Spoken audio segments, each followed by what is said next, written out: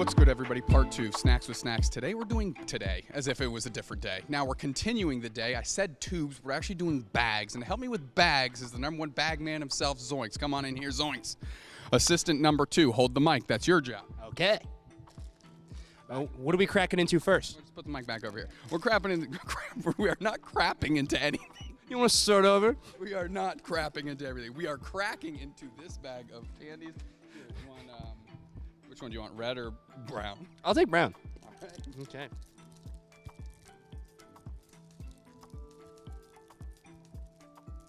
Okay. First thoughts? First shock. No, what is going on here? First thoughts is milk chocolate is just really good. Pretty base. I'm gonna go 7. Okay. I'm a huge milk chocolate fan. These Meiji ones are specifically really good. I'm gonna go with an 8.5. 8.5. Okay. Remember, non-professional assessment there out of Zoinks. Now, we have ones that we can't really share, so we're each going to take one. You're gonna take the lemon beverage here, squeezer. Okay. I guess I'll hold the mic while you're fighting through that, and I'm gonna have the mochi. Now remember, whatever his assessment is of this drink, it is a non-professional assessment, and I'm not going to drink after him, so I won't have the opportunity to rate. So this is a real gut check for Zoinks here. Okay, this is super good. Having a more sour treat right after a sweet is kind of a wild ride, but I really like it. I'm genuinely going to go with a 9. It's super good. 9. A non-professional 9. I'm going to jump into this mochi here. We'll see how it goes. Hold the mic. All right. Bag looks good. I mean, mochi has a huge aesthetic factor to it. It looks fantastic, so that's huge. Okay, first big bite, honestly. Huge bite. That was huge. This is really good. Yeah. The bite was great. How's the treat? Terrific. Yeah. Big strawberry fan. If you remember our box episode, I have the strawberry caps at 9.25. This is great. There's a whole strawberry in there, by the way. That's what I'm going for next. I'm going to take that bite. So okay. Great. Well, this next item we got here are these, we think grapes, potentially plum, but I think grapes in this other, of course, bags for the bags episode. So I'm going to try to open this up. Yep. Successful. Okay. You can usually tell by the smell if it's plums. Ooh, we're great. Okay. Strong grape. A weird texture to it. Squishier than I thought. Did I rate this? Yes, 9.25. Okay. What is your non-professional opinion on the grapes? I'm gonna give this one a 8. I like chewy snacks. Yeah, no, I think I resonate with an 8. It's like gummies if they were healthy for you. Yeah. Which I'm a fan of. I'm a big fan. And we're notice how many fewer snacks we have because me and Spraggles went so long with the boxes. Yeah. So poor Zoinks got really diminished on the bags. So we're going straight into the Meiji milk chocolate cubie, which I must say I do like the name. They look adorable. Let's see if they taste good. I'm going back to the lemon drink as like a palate cleanser between each sweet snack. Must be nice. Okay, we'll be opening it up. These are the cubies. Okay. We feeling lots of chewing going on. Yeah. So I expected it to be like chewier, not like having to chew a lot, but chewier. These are solid though. Yeah, I like this. They got some caramel in it, which I don't think we've had yet. That's a 9 for me. These are really good. Yeah, yeah, super tasty. Oh, like really, really sweet, really nice caramel inside. I give it a 9 as well. Unprofessional 9, a real 9, obviously. Zoinks, great job on the bags. And now we're going to be back for the tubes, which I've told is 3rd and actually coming up next. No wrap it up symbol this time because we crushed it. Good job, Zoinks. Best assistant so far.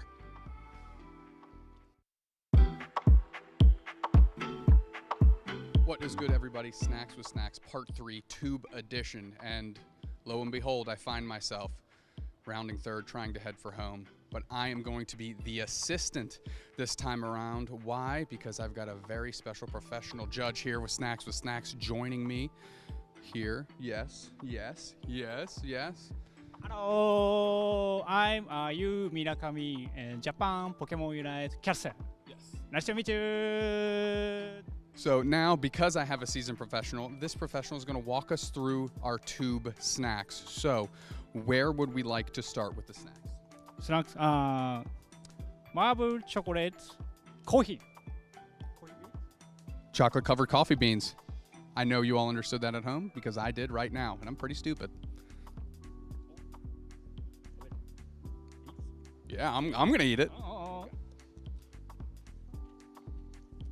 Coffee. Coffee flavor.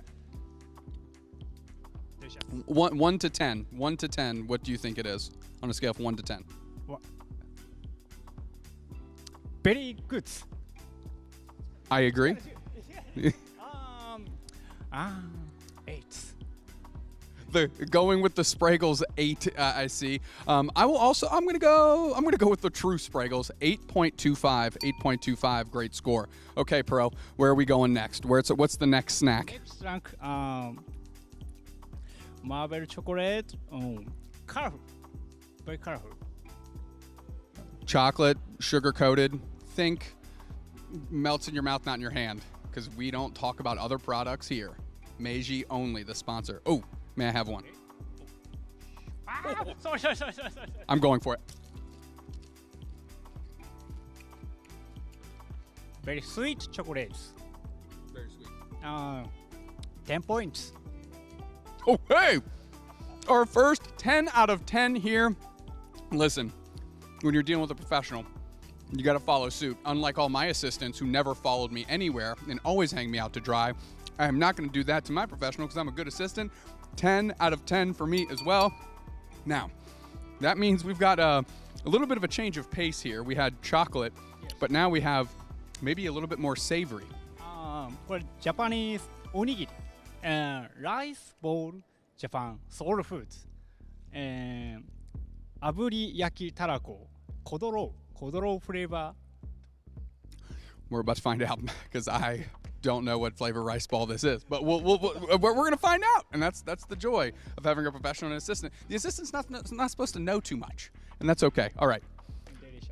And this is almost rice ball, nuts, egg, and ketchup, tomato sauce, rice. Okay. Very, very delicious. Egg and ketchup rice ball right there. Okay, do I eat those? Am I eating these? Are you eating these? That one's like a maze. I'm not going to figure that one out. Again, I'm the assistant. There's the professional.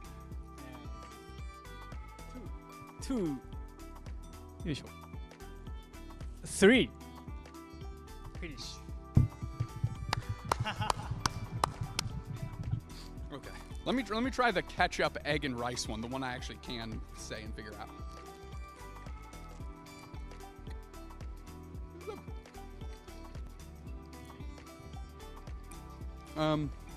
Because we're gonna have to swap, or maybe we won't. I don't know. 7.5. 7.5.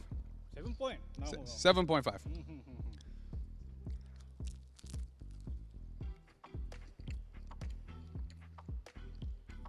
That's a 9. 9. 5 points. Okay. What do you rate? Point 9. Whoa. Yes. 8. Okay, I changed my answer. All right, I'm gonna change mine. I'm also gonna say 9, and I'm gonna say 8 because I'm a good assistant. But honestly, like 8 and 9. This one's better. This one's better. Okay. I think we've gone through all our snacks. Have we gone through all our snacks? Last one.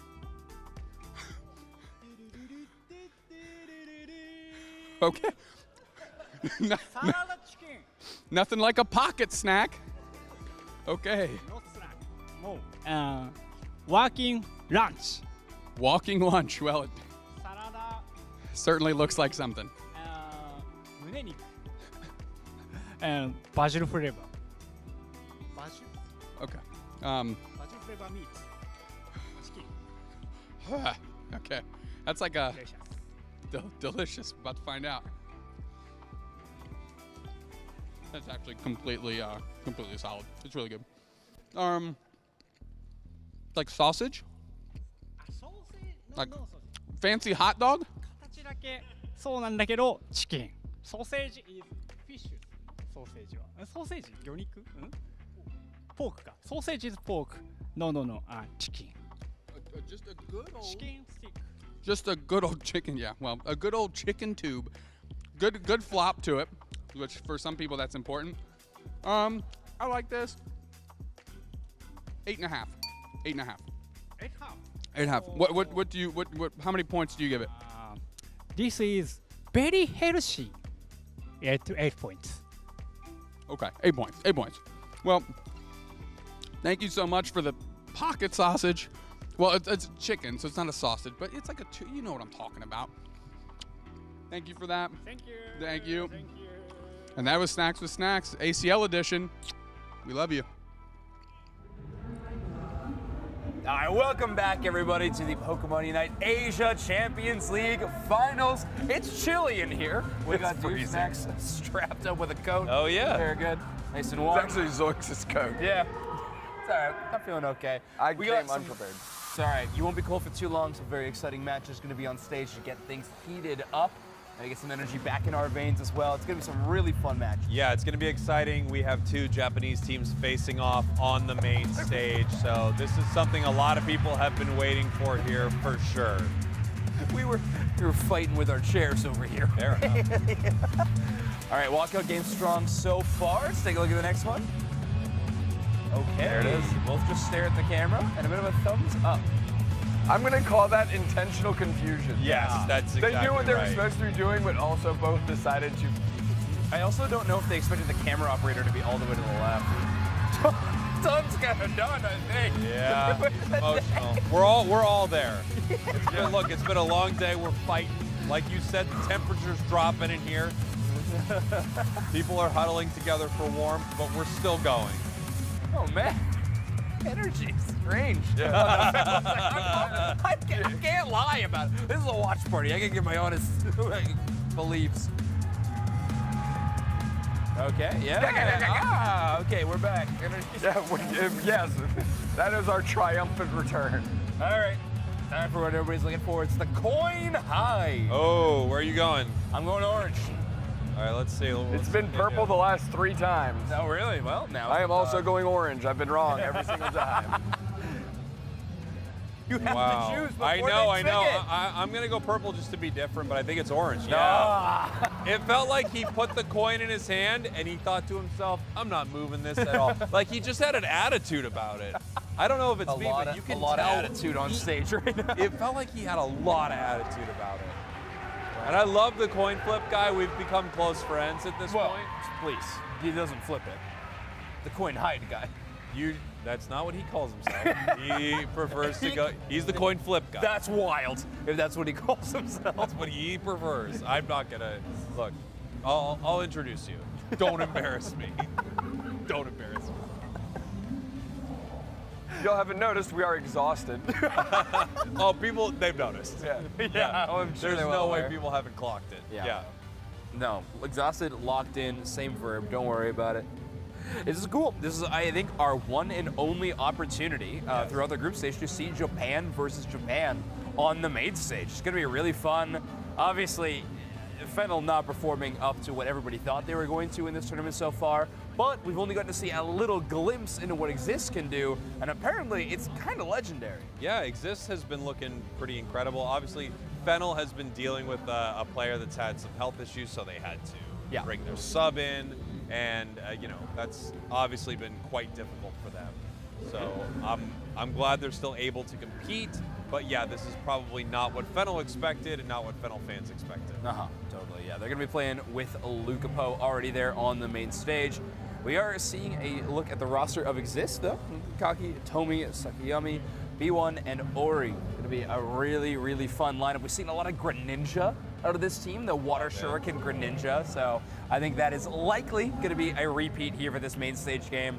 Certainly not broken for them, so don't fix it. I'm guessing they're the reason we've got some Water Shuriken nerfs for Greninja. I think I saw them playing it in the winter tournament as well, and they said, you know what, that's too much. Absolutely not Exist. Well, hey, love the defiance to still play it at post-nerf. Good for them.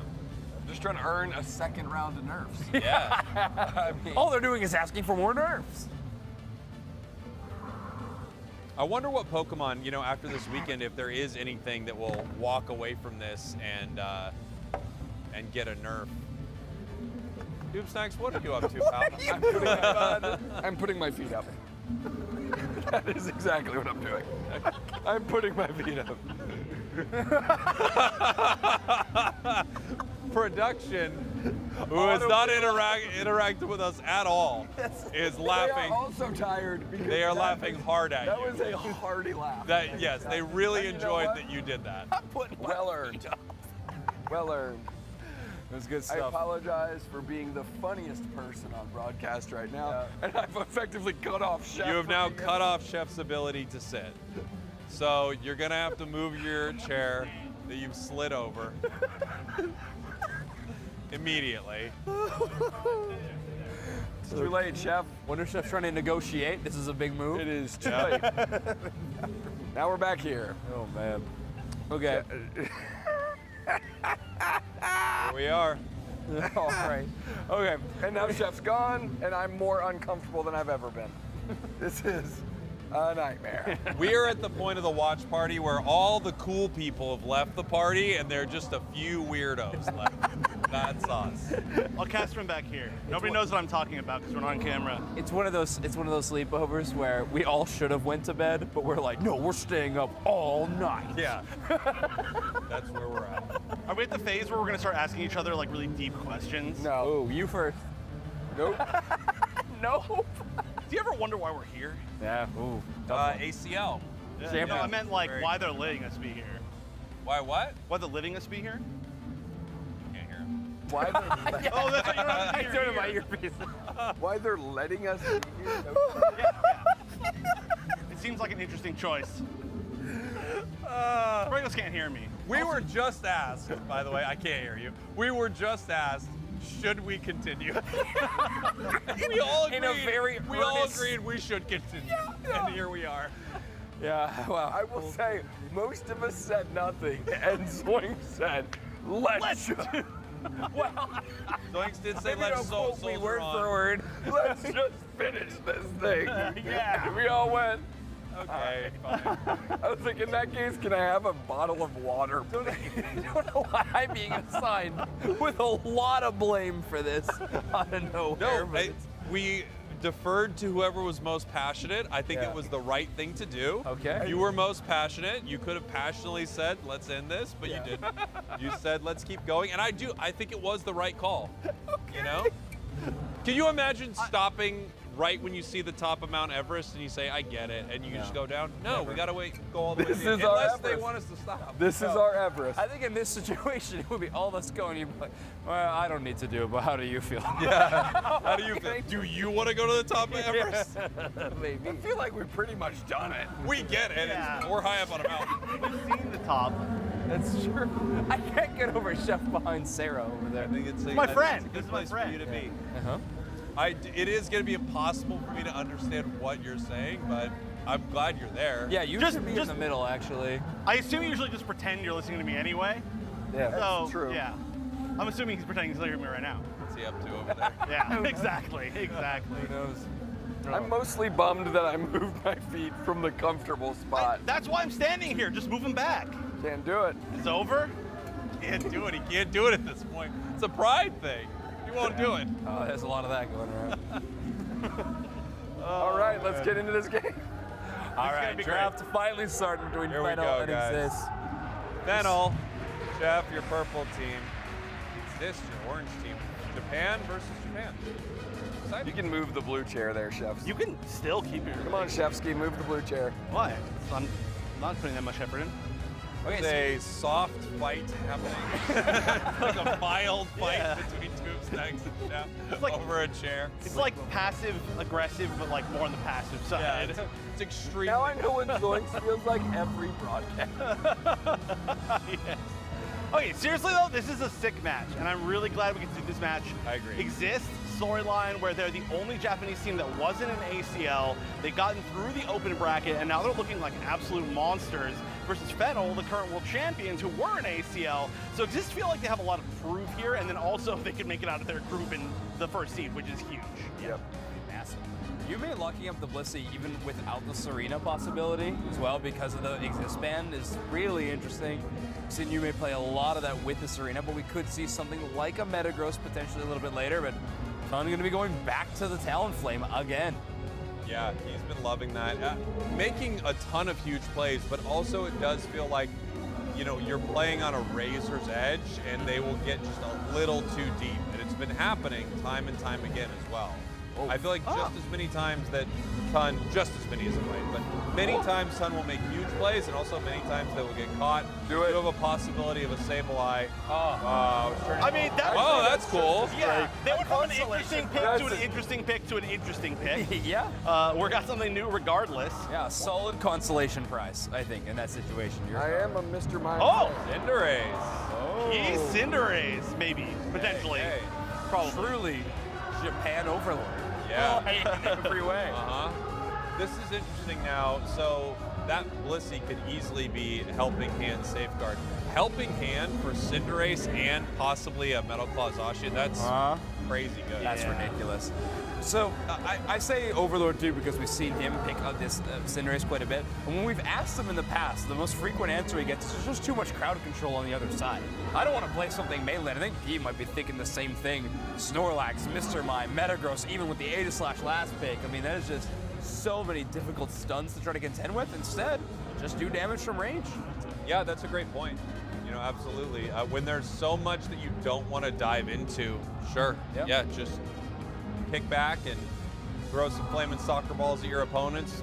With a Pokemon that recently got kind of a surprise buff, the first attacker, the first like auto A-presser attacker to get this defense penetration on its auto attack. I believe actually on all of its attack damage. So that's pretty interesting. I was wondering if we'd see more Cinderace this weekend because of that. Yeah. And we definitely knew about it when it happened. Definitely. Oh yeah. Big news. Yeah, big news a week later. Big news, everyone. I mean, I think the defense penetration is going to go a long way in this matchup. Absolutely. Metagross, Snorlax, like that is an A// so many high defense targets to try to fight against that Cinderace can be feeling a little bit better than what it was a couple of weeks ago. It really comes online in the later levels too, right? Because it's scaling throughout the entire match. So once you're up near level 15, you have about 20%. Yeah. Which is massive. Yeah. It'd be great to see them hit that benchmark. Obviously, 13 is a crazy moment that we see from Cinderace so often. The auto attack speed getting ridiculous at those kind of moments. Zooming in. Seeing Yume. Seeing P. Seeing Tone. All right, I'm really, really excited for this. Interesting, they sent Eevee Center. I guess that makes total sense. I really don't know what they were going to do with the Mime still, so I really didn't have like a concept in my head of what their comp was going to look like as far as lanes, right? Yeah. Yeah, supporter, Mr. Mime, a bit more of that tank out of the Snorlax. I think it's just going to be a lot of trying to get Metagross online as quickly as possible, and I guess same story for the Aegislash. Metagross, we've seen such a problem. Wow, early Snorlax damage, really trying to cut them off the rest if they were able to, but unfortunately that dash was a little bit lower than where they were taking a nap. Talonflame looking to make it all the way to the top path. They're going to grab 2 berries and run there and see if they can get there in time. Looking to pick up Makeo. Close on Snorlax and close on Leafeon. They pick up 1. Oh, but they eject out. They might have gotten the other 2. Yeah, it's dangerous to be that close to a Leafeon who's got Razor Leaf out, but still potential that maybe they could have swept up too. But safe, picked up a KO. Yep. Still looks good. Level 6 on Tone, that's huge. Just needs to get that evolution. It feels like they get a huge boost of just like where they can push, what they can aggress. Unless they get KO'd, I mean, that's an option too. That's been a really scary Snorlax. Doing a lot of damage this game. Yeah, oh jeez, not able to make it out. Leafeon gonna catch. Zist having a nice chance here. They're gonna roam into the enemy central area. Can't believe they're retreating when given that option. Jeez. I mean, this is looking great for Exist right here. I'm not even really sure exactly what Fennel was attempting to do there. Yeah. That's been something that I've noticed from them through some of the games this weekend so far, is that sometimes they're at places and it doesn't really seem like they have that much to gain, and they don't really have that much backup either. Like just weird spots that they end up being in, and they give up a few free picks. Well, good news for them. P doing absolutely fine in the bottom path. Level 7, out-leveling the Doublade, in a really, really good spot. you can just see here, Double Edge just has no options. You just got to retreat constantly. The auto attack pressure too much, and Tone actually the one to capitalize. Yeah, very nice stuff using that eject button mid-air for the fly, landing down, picking up a huge KO, taking some of this here. Leafeon now on the side of Exist. Level 8, they have our first Unite move of the game. Cinderace, yeah, as you said, farming really well. Already level 8 here, looking very good. Yeah, not quite 9 for those first set of objectives, but still in a really, really good position. Red Steel getting carved extremely quickly. Engage from Exist to try to contend, though. Extremely close with the Talonflame to take it down. Interesting. I'm wondering if Exist should have just moved in a lot sooner. They kind of let them rip it a bit, but they had great secure on the side of them. So it's kind of a scary place to let them rip. And you did have a Unite move on Leafeon. Maybe if you just got some pressure there early, you could pick up the KO. Yeah. That'd be huge. The rip on Fennel is ridiculous. They can burn down objectives so fast. They're going to have to watch for that at the 2-minute mark for sure. Like, they've got one of the best rip teams we've seen all weekend. Oh, that was weird looking. Yeah, we flew to the woo.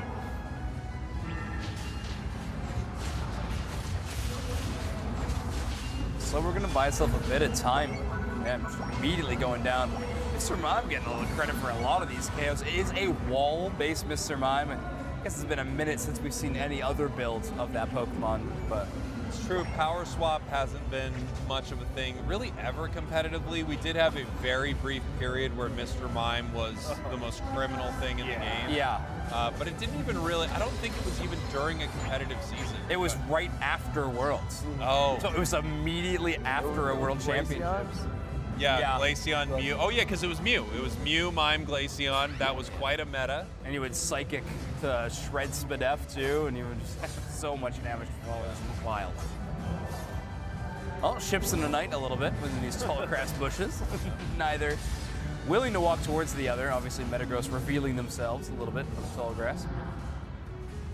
And this Surf Slowbro again making another showing for Fennel. I'm really critical of that Pokemon still, but Was it telekinesis as well?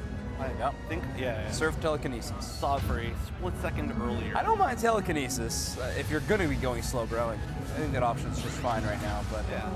I mean, if you're going, what's your big objection to it? To the Slowbro? Yeah. Just really don't feel like it's pulling off like what you want it to, other than your Unite move. Like, I just don't think you're getting a lot of relevant moments with Surf. It used to be one of the best crowd control moves in the game, but it's kind of got outclassed by so many defenders these days.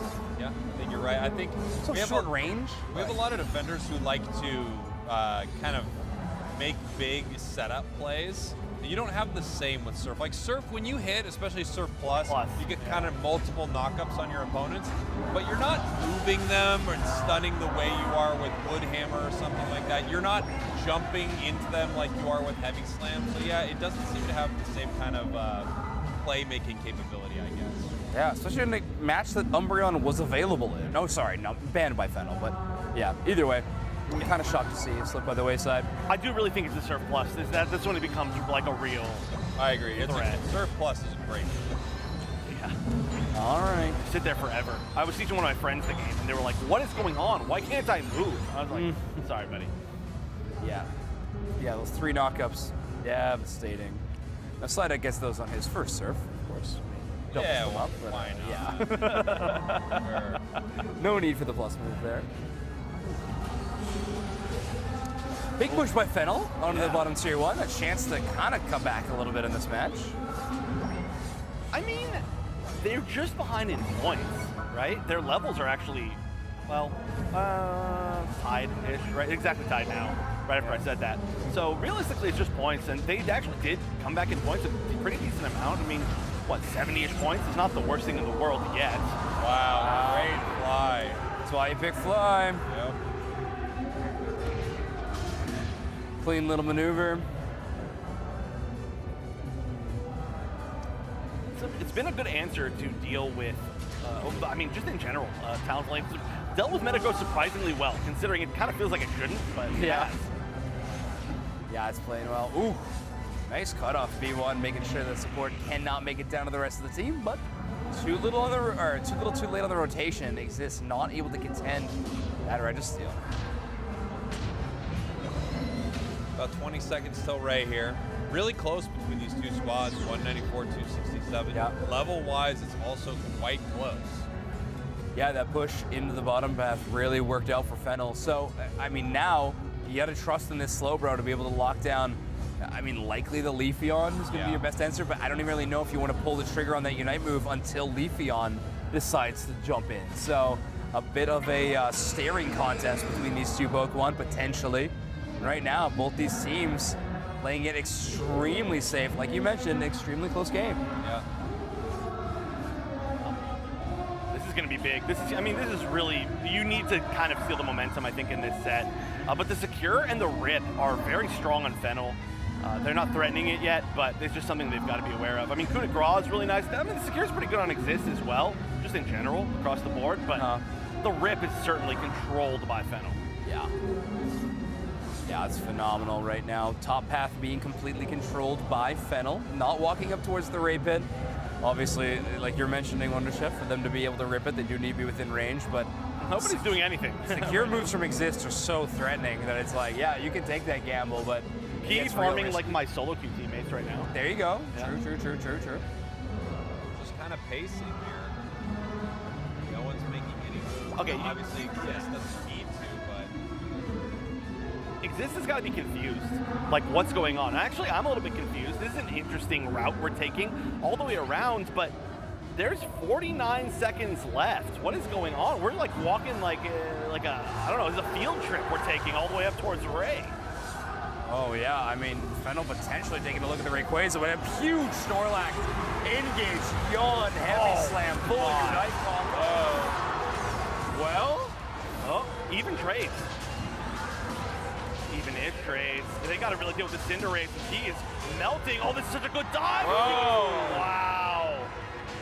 Still has to recall, right? Or can you try to stop this 40? I don't know. You can make it in time. Don't. 347, 194 with only 12 seconds left. Lissy doesn't have enough. No, that is not gonna be it. Wow.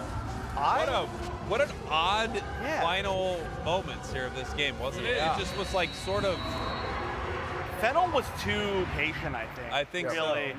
That was, I mean, I love the fact that they did coordinate, obviously, a final push, but they could have potentially made something happen and maybe been able to get a refight. Like, it's not like they were late there or they had that much to build back up. They just really chose to bet it all on a moment where they didn't have as much time as they could. They looked like they were really afraid of some sort of, like, ambush that wasn't happening, but I don't know what happened. But, hey, Fennel down, and if Fennel loses this, I think Fennel potentially doesn't make it out of groups. I would say so, right? It'd be what Exist and Alter Ego, right? Are going to be the two, likely. Yeah. And that might even be the case right now with that game loss. Exactly. The tiebreaker might be make this a loss. But speaking of other matches, Godlike and Alter Ego are playing, and I guess we're on game 2. So Alter Ego already took 1. Alter Ego's been looking amazing today. Not a surprise. They're up by a pretty tremendous amount right now as we're jumping into this as well, both in levels and in points. And draft looks pretty good on both sides. I have a question for all of you. What do you think about the Eldegoss picks today? We've seen a lot.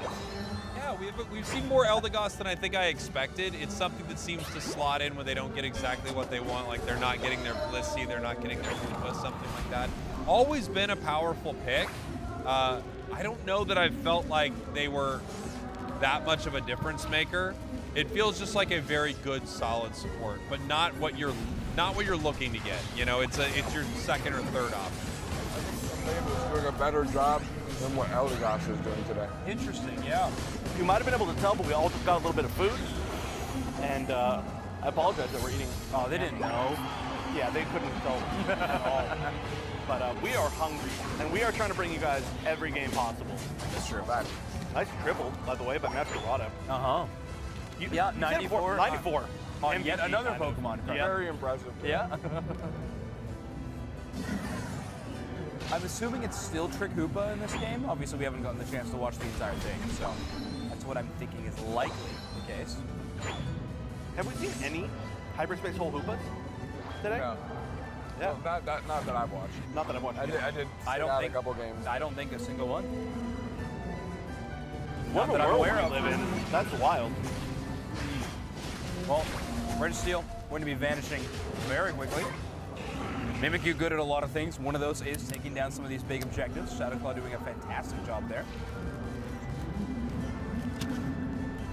Registeel going to be the next major fight, but it's only going to be around 15 seconds. So I think both these teams mostly just going to posture. Godlike don't really have the rip, and Alter Ego don't really want to risk getting an early KO done to them. So instead, play it safe. You have a scoreline of 382 right now. You can play this very patiently. Yeah, you're okay if you're Alter Ego right here. Oh, yeah, I mean, they've already got the Hoopa in position. It just kind of rings unbound, backdoor him. Mm-hmm. Yep. That's really cool. Yep. Very aggressive. But they're doing it. They're doing it. They're going to do the Yamada. They did it. Portal's up. Everybody's gone. They're like, wait a minute. What's happening? Oh, they're actually able to defend.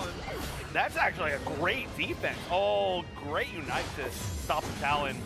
I don't know if they're going to be able to score anything, but they stopped ripping too. Well, yeah, like, they all boarded. They do have time, honestly. Godlike stopped. Oh, yeah. I think they were looking for the KOs. Hopefully they were going to try to catch them. I actually like the counterpunch right there. I think that's a pretty fun way to try to play that from Godlike. Yeah. I don't think they win really anything without getting a few big KOs. That's fair. They're ripping that Rayquaza now, though, so it's going to be a chance for Godlike to take down this major objective. I don't think anybody got to score off the Yamada, so there we go. I mean, now they got a runway. Only a minute left in this game. You get 300 points at least. Ooh. They don't have that in pocket. All right. Lord top. We don't have anything else. Oh, they went all the way back. They're betting on the fact that they didn't have enough, and they certainly know that they didn't score enough yet. But still a shield. I mean, that's a pretty hefty actually, shield. they might be able to get back up to 50 if they pick everything up. Yeah, but they still needed one more score. Does anybody else have a shield on Godlike? I don't see anything. Oh, we do. They could do this because, I mean, 200 points is enough to barely get the lead, but they really needed to maybe get the 50. And now. Great defense to get rid of that shield, but no. Second one broken by that SPM, right? Yep. Really nice. Ammo.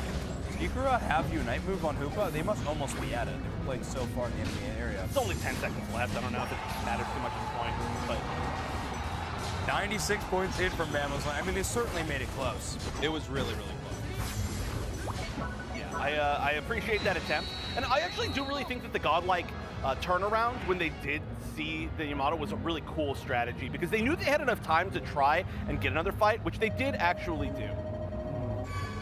All right, well, we got a bit of an update for everybody.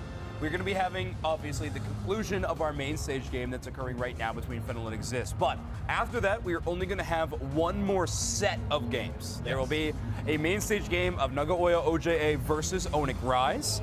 And then on the B stage, Paper X will be playing against Liten Dream Factory. However, the final group stage set of games that we'll be playing out of Group D will be moved to tomorrow, just due to time, which means that Zeta Division versus Talon will be played on the main stage, and Bariram will be versing Luminosity Gaming on the B stage. Well, actually, both those games will likely be on the B stage.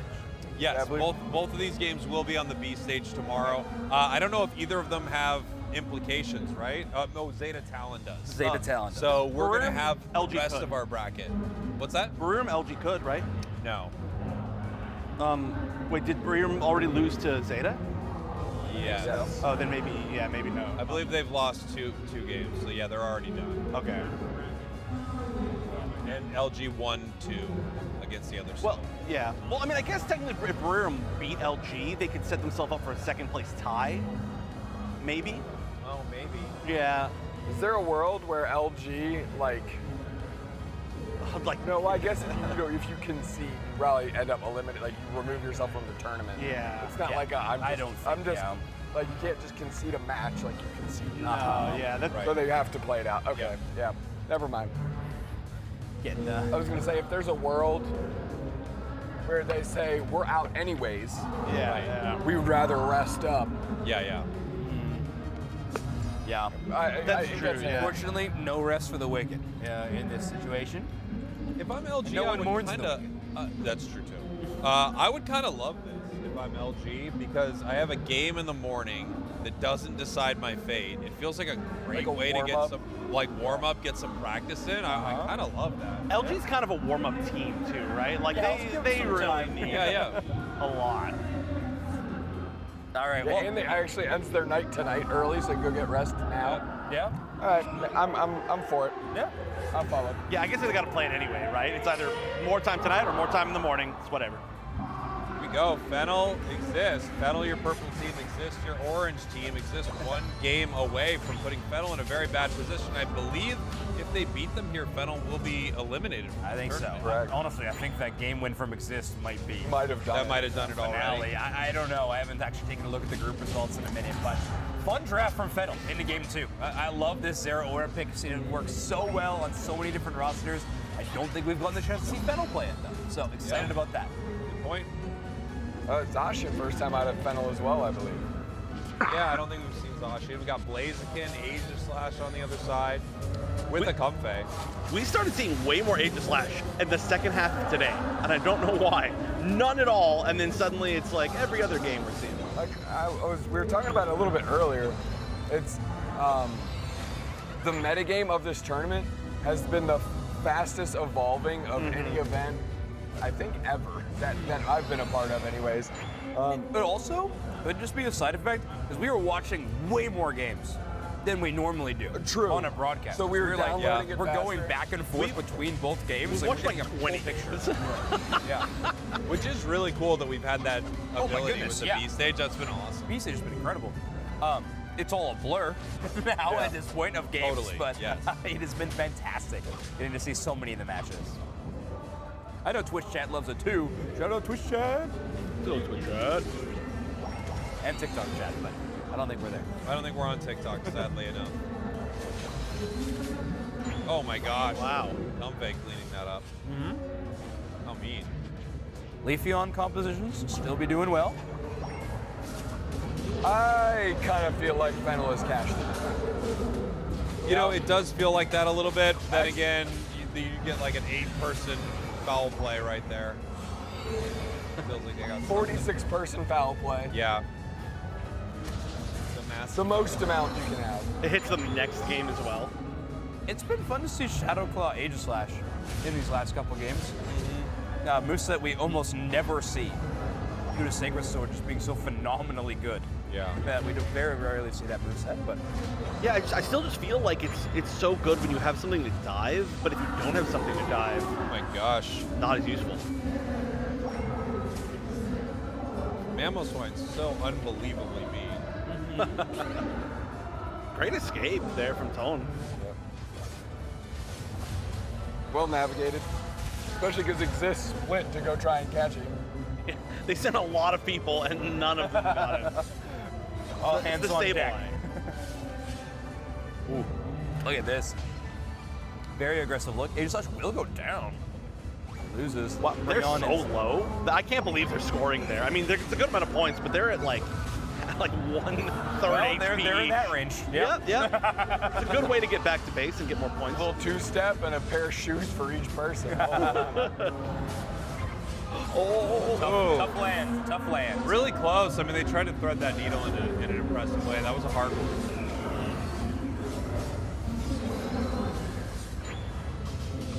Oh, they're just gonna let that in. Nasty, Reggie. I'd like you to land. I mean, only 9 points left on your go zone. Very scary overdunk coincidence. That's not the word. Winky dinks. Winky dink. Plenty of points in pocket for the one person who's there as well.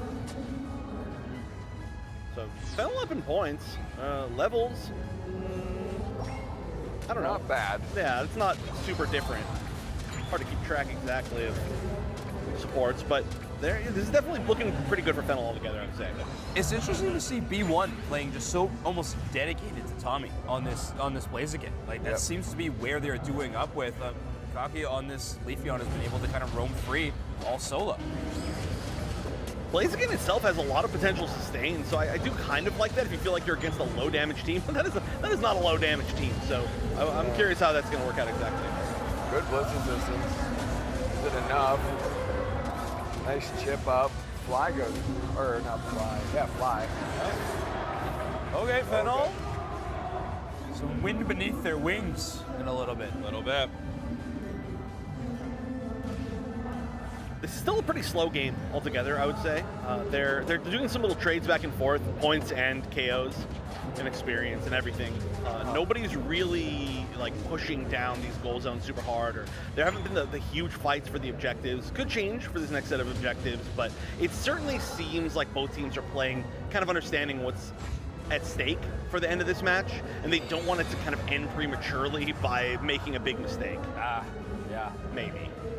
Unite's a short game, but there's a lot of moments in those short games that can absolutely devastate you if you played them wrong. So. Unite is the longest 10 minutes you will ever live, though. Yeah, true. Good point. Good point. Oh, second pull attempt. Yeah, looking for a pull, pulling them away from the objective. Sword with the secure right there. Talon up into the sky, landing down on the Blaziken, but it's not enough. Aegis pushing forward right here and getting pulled into the side of Fennel, getting KO'd. Wow, he landing a few of these full switch combos in this top fight. Huge Umbreon Unite, by the way. Yeah. Buying them so much time and room. Wow, double for Serrata on the Umbreon. Talonflame lives. I mean, just through it all. Yeah, I mean, Incredible. great job on Serrata too. Yeah. You called it out, Chef. Yeah. I mean, that Umbreon Unite, you mentioned the Umbreon Unite, you just called out how kind of menacing they were on pad. They did a great job. I mean, loving the slow bro ban from Fennel. If it means that it makes their team pick Umbreon, I'm all in. Yeah. I really am all in. Good choice. Sometimes you gotta ban Pokemon from your own team. It's a ranked thing, I've seen. And sometimes it's your friend's thing. Yeah. It happens. This is a very possible steal for sure. I would be very scared of this. We haven't seen an overheat like get a real big secure, I say, as we don't again. Okay. They were just late on it. Well, everybody stopped hitting, and so yeah, they just lost track of that. Whoa. Yes. Wow. Okay, Look Fennel. at this. Well, Fennel has decided, they rolled over, Yeah. and then they rolled over again. They're like, actually, we can get back up now. 48-point overdunk. Huge. One away from the maximum number. We really need Fennel now to not do what they've been doing and split up too close to the Rayquaza fight. That's been certainly the way that they've lost, I think, the most today. Yeah, that's a good point. Really good point. Also, I mean, like the last game, I don't know. I mean, they're not the ones that have to make the push. They're not going to make the mistake of not doing anything for too long, which is good. That prevents them from having to make that decision. So we'll see what Exist does, because we obviously haven't seen that situation where they're behind up against Fennel. How quick they'll push. They'll try any surprises. Blaziken having kind of an uneven day, huh? Yeah. Feels like it's had some moments, but Gives it and it isn't takes. really dominating. Totally agree. Does feel like an all-rounder that particularly likes to have a Blissey combination with it. You don't have that in drafts, it can be a little more difficult. That's scary. Yeah, Zero are going for the deep check. Yeah. Oh, they're actually doing a kind of significant amount of damage. Why are you doing so much damage on those autos to Rayquaza? That was a lot. That was like 4 autos. It was all down to like, look at that, like 75%. Did you 80% notice life. this? But Tone is level 15. Oh yeah, it's been 15 for a while too, actually. Wow. Immediate.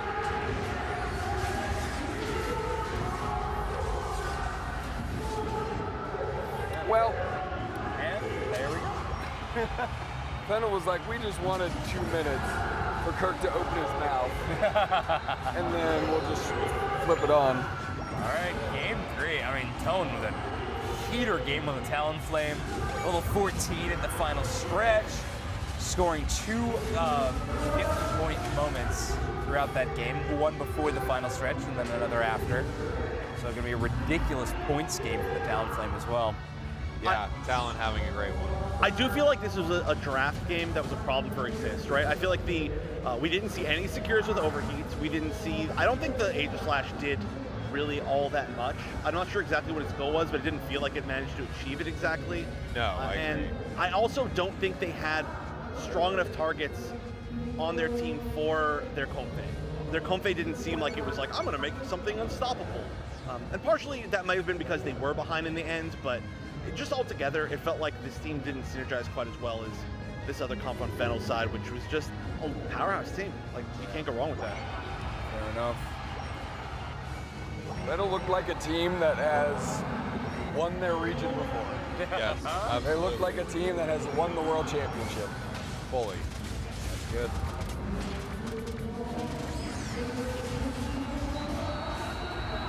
We really are going to have to see what the tiebreakers are. And I know all of you know it by heart. Yeah, but of course. Assuming that we do end up seeing a win here from Fennel, I would be really curious because I genuinely don't know what's happening with the rest of the group. I think most of us don't.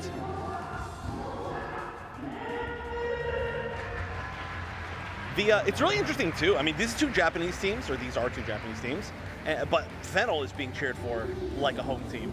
Oh, yeah. Yeah. The fan favorite far and away. Without question. I think everyone was excited to see how Fennel would perform this weekend, for sure. The world champs, I mean, you want to see them do well. Feels like they've had a tough road. Also, for people watching on broadcast, so we are actually genuinely like 12 and a half hours into the show, right? The day longer. And all the players, also all the spectators have been here longer, lined up, early to get in. Yep. And there are still people lined up in the section waiting to get in. Yeah. They have been standing there for over 12 hours, maybe over 13 hours, and are still waiting for a chance to just like get in here and sit here. I'm looking at the wrong camera. That is amazing. Yeah. That is dedication that I personally do not have. I would be home like snoring in my Watching bed. the Coast Stream. Oh, yeah, that's right. No, snoring. Yeah, it's been a really long day, and the audience has been so hype. It's been one of the best parts of the entire thing. Totally. Being so close to the action, that's been really fun, and hearing the crowd lose it for these teams has been incredible. As we head to day 2, I mean, the stakes are even bigger. You're going to have multiple teams from Japan trying to move forward in this tournament. So I feel like if you thought the crowds were hyped today, tomorrow's going to be even crazier. Oh my goodness. I mean, in both ways, in terms of excitement and joy, and then also that like kind of that hush and devastation that happens when a team gets eliminated. You have the whole range of emotions when you're watching. I mean, a really competitive, exciting game like the one we have, and of course like that we have at this tournament. Yeah. A lot of great support for kind of teams all around. I was very surprised, well, not like very surprised, but I was very happy to see like the support that like Overlord got when he was getting ready to do his interview, like the cheers he got. All of the teams seem at least to be respected and supported enough by the crowd to cheer, clap, when they're doing their interview, when the games are over. And that's just a great energy to have overall. Even in the early parts of the day when it wasn't particularly easy because the Japanese teams were off to a rocky start to kick off the entire broadcast. Still, the crowd was into it, being supportive. And when the first Japanese team did win, they came unglued. That was awesome. Yeah, we even have I think fans in venue who have traveled to this event particularly just for this tournament. So I got to meet a couple of Onic Rise fans who were out here following them around to the B stage or the main stage, wherever they went, making sure they were adding their cheers to the mix. It was really cool, and I guarantee a lot of these other, especially APAC teams, have people who traveled just to see them play. It was really awesome. Nobody here for LG though. I guess we are. We are. That's not true. I do think there are like 3 or 4 people here, like specifically for Luminosity Gaming. So don't want to take that away from them. But okay. Yeah. I mean, the 3 or 4 people, like we said, are here in this room. Right. 3 or 4 of us. Yeah. We're here. Or 3 of us. I don't know. One of us might not be here for LG. But they do have fans. I mean, that's true. They do have fans here, which is really cool. I mean, international appeal. They are the winningest team in the history of the game, the 2-time world champions. So. Yeah, that'll help with that That'll record. help. Yeah. Tone. I love Tone. Tone is such a character. Even though he was just asleep. Yeah, but even then he looks angry. He does. He sleeps mad. Yeah. That's how you win. How else do you get rested? Yeah. Just get real mad and lay down. You ever want to fight your dreams? Just go to sleep mad. That's energy. Like that energy. Yeah. Like that, yeah. I'm gonna take some of it. A little sign of life there on stage. All right, a game 3 on main stage. I think we've had quite a few of those today, but recently, the last 3 or 4 main stage, I feel like, have been these 2-0, so exciting to get a more contestable matchup, our best of 3. Between 2 Japanese squads as well. Yeah, what a match. Also, by the way, new update. New updates are always scary. More exciting though, draft 4, game number 3. Fennel again in that first pick position. Lucapo making some interesting swaps, has not just been the mainstay on Dodrio that we've kind of seen so far in this tournament, has been looking at a few other Pokemon, maybe some more time to practice and talk about strats for this team ever since their last break. So I wonder if you banned Dodrio here. Yeah, maybe. Game 3, I'm just curious what else, what other things they want to play, basically. Yeah, true. Yeah. The slow-mo is really interesting. I do wonder, I feel like that's an implication of what you want to try and play, right? But I don't know exactly what they're setting up. I don't know if I've seen Fennel, has Fennel banned Slowbro before? Maybe they did earlier in the day. They did just last game. Oh. Because Zoink said, I'll take them banning Slowbro if it means they're taking Umbreon. Yeah, right. And I get it 2 games in a row, so W. Yep. Bang. W draft from Fennel so far. I do hope that we see a pretty big switch from Exist as far as there. I mean, there already are, but like I said, I just really didn't like that draft in the last game. We're going to see the Gengar. Certainly not Yume playing the Gengar, but oh, what? Okay. Our first Venusaur Got a of the day? I have to imagine is likely some kind of issue on stage, but who knows? They're not. I don't see anybody. Well, currently our picture-in-picture is showcasing Exist True. on camera right now, but we'll see. The draft will continue until we're told otherwise. So Mewtwo Y and Mamoswine going to be Exist lock-ins, and Fennel has played a lot of this Sableye in tournaments past. It would be really fun to see that one show up again. Yeah, I mean, maybe the Venusaur is part of the strategy. It's just like we counter Talonflame. Yeah, I think it genuinely could. Giga Drain Pedal Dance type situation.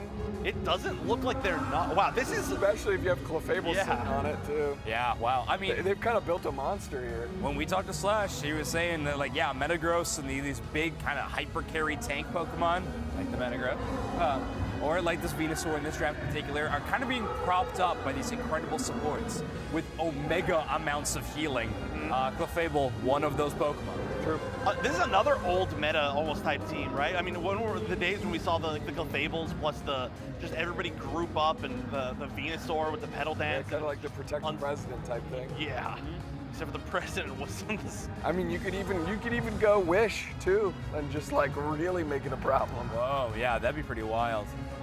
Yeah, I feel like if you're picking Moonlight and still feel like you have to pick Wish, I think maybe we never pick Clefable again. It's maybe that option. I don't know. I mean, I'm just saying you layer it not because you think you need it. You just make it go all in. Like, yeah, you can't contend with this. It's just too much. Okay. Push it over the top. I see it. I do somewhat see the concept as well with the comp that Exist brought, because this has been one of the first games where we haven't seen any of the, I mean, our damage, I guess, altogether is pretty low. It's not like the highest damage, and a lot of it is consistent damage. It's not super high burst, so it does feel like if they have some sustainability, things like the Mewtwo Y are just gonna, I mean, it's a lot of damage, but it's hitting you at constant pace. Your heals from like Moonlight and stuff are slowly going up, and it could be a little bit difficult to deal with, but I don't know if it's gonna pay off. If I'm being 100% honest, I think we're all go! All right. Got it. Crowd locked in. We're locked in. Game number 3. Spraggles, let people know. That's right. Game number 3. Venusaur's on your purple team. Mewtwo Y's on your orange team. I'm surprised to see Venu here, but I mean, this is maybe the point when you just really want to play. You want to mess with something, right? Yeah. If you got a pocket pick and you're one game away from guaranteed being eliminated, maybe just use it, right? Yeah. Oh. Like, okay. Okay, buddy. Little fun trip. Yeah, a bit of a run. Yume actually backing off instead of stacking in the early game to try to support the Mimikyu in the top side, really wanting to ensure that knockout. They do so, but no Moonlight stacks in the early game can be really dangerous for a Clefable. Yeah, it's always tough, right? If you don't get them early, you run out of opportunities to grab them at some point. Get them. Yeah. That's kind of the result oftentimes. Tough. And a Pokemon that just really succeeds so well with how much shielding it's able to put out if they can get those stacks in. Tommy taking the Talon Flame away from Ton, and unfortunately, this Talon Flame. Just barely missed. Crazy. They were able to push down this, this poor solo Bulbasaur down in bottom path, get some scores in. It's definitely going to be taking some time. Nobody's really helping it. Nobody's helping it KOs or farm anything. So, I mean, they're not taking the goal zone quite yet, but it definitely isn't going to be popping off fast, which is scary. Yeah, B1 on a bit of a heist. You know, a player after my own heart, but not going to be able to take that red buff. Leafeon catches wind of what's going on, and call it like it is. Chansey's ability to knock out wild Pokemon is not extremely quick. Not quick. Not quick at all. No. And this Bulbasaur evolution, not quick at all either. He having problems. Late game comp. Not this late. Very late game comp. Yeah, I mean, exists kind of the same boat, but not in terms of what levels they're at currently. Maybe strategy-wise, same boat. Yeah. Level 7 Metagross. When your Blissey's a whole level above their hard carry, it's a little scary. I mean, it's not their hard carry. Leafeon already. Yeah. So they're ready to go. Looking at Metagross right here. They know they're there. Here comes Mewtwo. Why? And nothing. And patience. Oh, giving vision. Wow. Yeah. It's actually choosing to go for the Metang in that fight. Does not go for the Mewtwo-I, but that Mewtwo-I likely just going to bail out in the first place anyway. Ooh, the Shadow Sneak? No, not going to land. Yeah, with the multiple dashes from Mewtwo-I, I think you just say, you know what, I'm going to take what I can get. I know I'll get this KO. Mewtwo-I can dash away from me in a million different ways. Yeah, it's no Trick Room Mimikyu, but it's got a lot of dash. What is Tone playing, actually? I didn't see moveset yet. Tone is on Mimikyu. Oh, yeah, but moveset. Moveset? It is Shadow Sneak. I believe Shadow Sneak, Shadow Claw. Oh, no, it's actually like we play rough, isn't it? Mid-stun one that big. Oh, yeah, that's something that Tone has played before. Yeah. The Shadow Sneak play rough, right? One of the only players to play Shedinja Doll in that combination as well. It was more popular, but I'm a fan. Instead, going with the X attack instead. I'm not a fan. Okay. Uncontested center spawn going to this Venusaur is really nice. That is exactly what they want. They're ahead by a lot of levels now. Fennel been like half their team did great, and the other half did not so great, but it balanced out. Exactly. Regieleki locked up by Exist. They currently have the points lead, potentially going to be holding on to it, not really pushing ahead any more than they have, but Regieleki at least going to give them even more breathing room.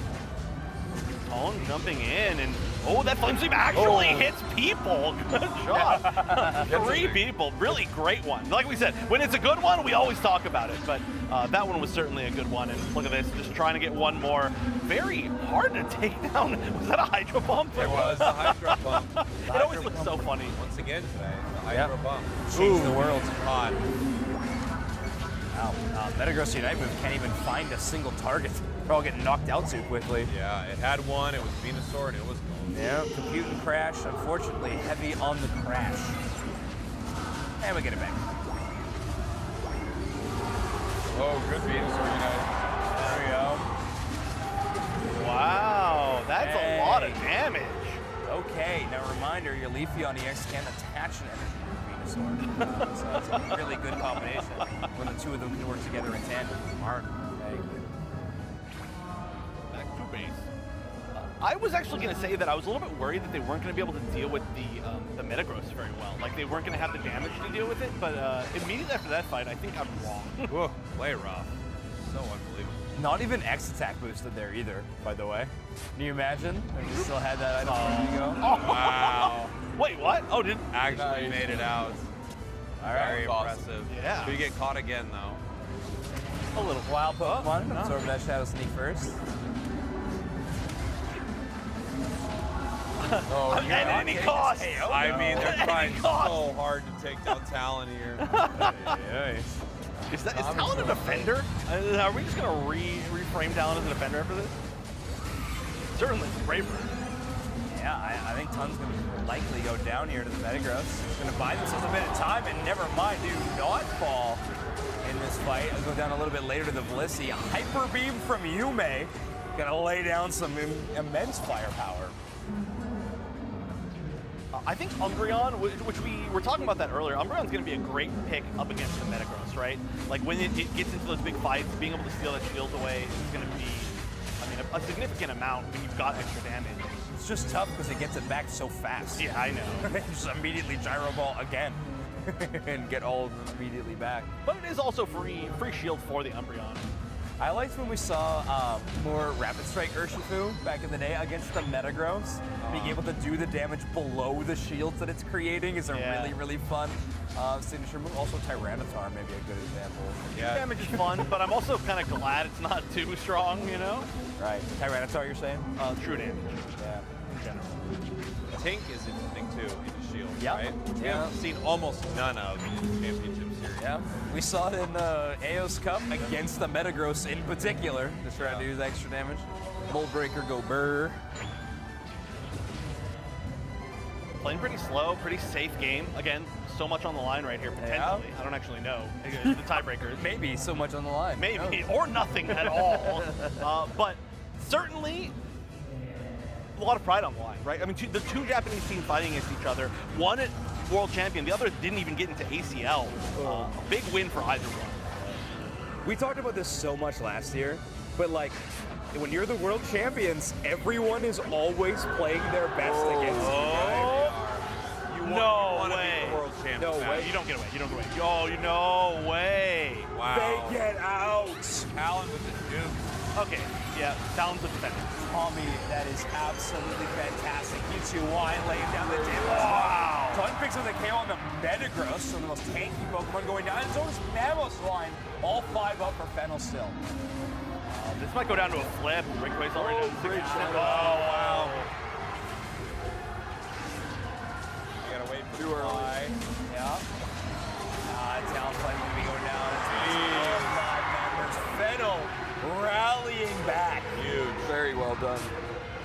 Very impressive play by Tommy, though, on that Talon flame. Yep. Very impressive. Yeah, well, that's good. Unfortunately, surviving was not quite enough. Yeah. And now we're really going to need to know these tiebreakers. That is a really interesting setup. Certainly, I think we all agree that the fact that it's a 2-1 set could potentially have a lot of implications for the tiebreaker. So that means, what is this? Exist is now 2-1, right? Yeah. Fennel is 2-1. Alter Ego 2-1. 2-1. Wait, who did Alter Ego lose to? Exist? Do we know that for sure? Did they for sure lose to Exist? Well, they didn't lose to Fennel. And then we didn't we just watch them play? They didn't lose Was it Godlike? Or Revenant? Revenant? I forget. Tien. Yeah. Oh no, Paper X. Yeah, I can't remember. But yeah, this could be a potential 3-way tie. So Fennel versus Alter Ego is 2-0 for Alter Ego. So I feel like Alter Ego almost definitely makes it out, right? Yeah, with a 2-0 result, you have to think that they're going to be one of the squads making it into day 2. And then Exist, yeah, we would really need to know the score of what Exist versus Alter Ego was. Because if Exist 2-0'd Alter Ego, I think they did. then that seems like likely that it's going to be Exist and Alter Ego. But, you know, Fennel winning the match, that's huge. And that's great for them. Again, playing with a sub. I mean, Lucapo as the sub, still great. True.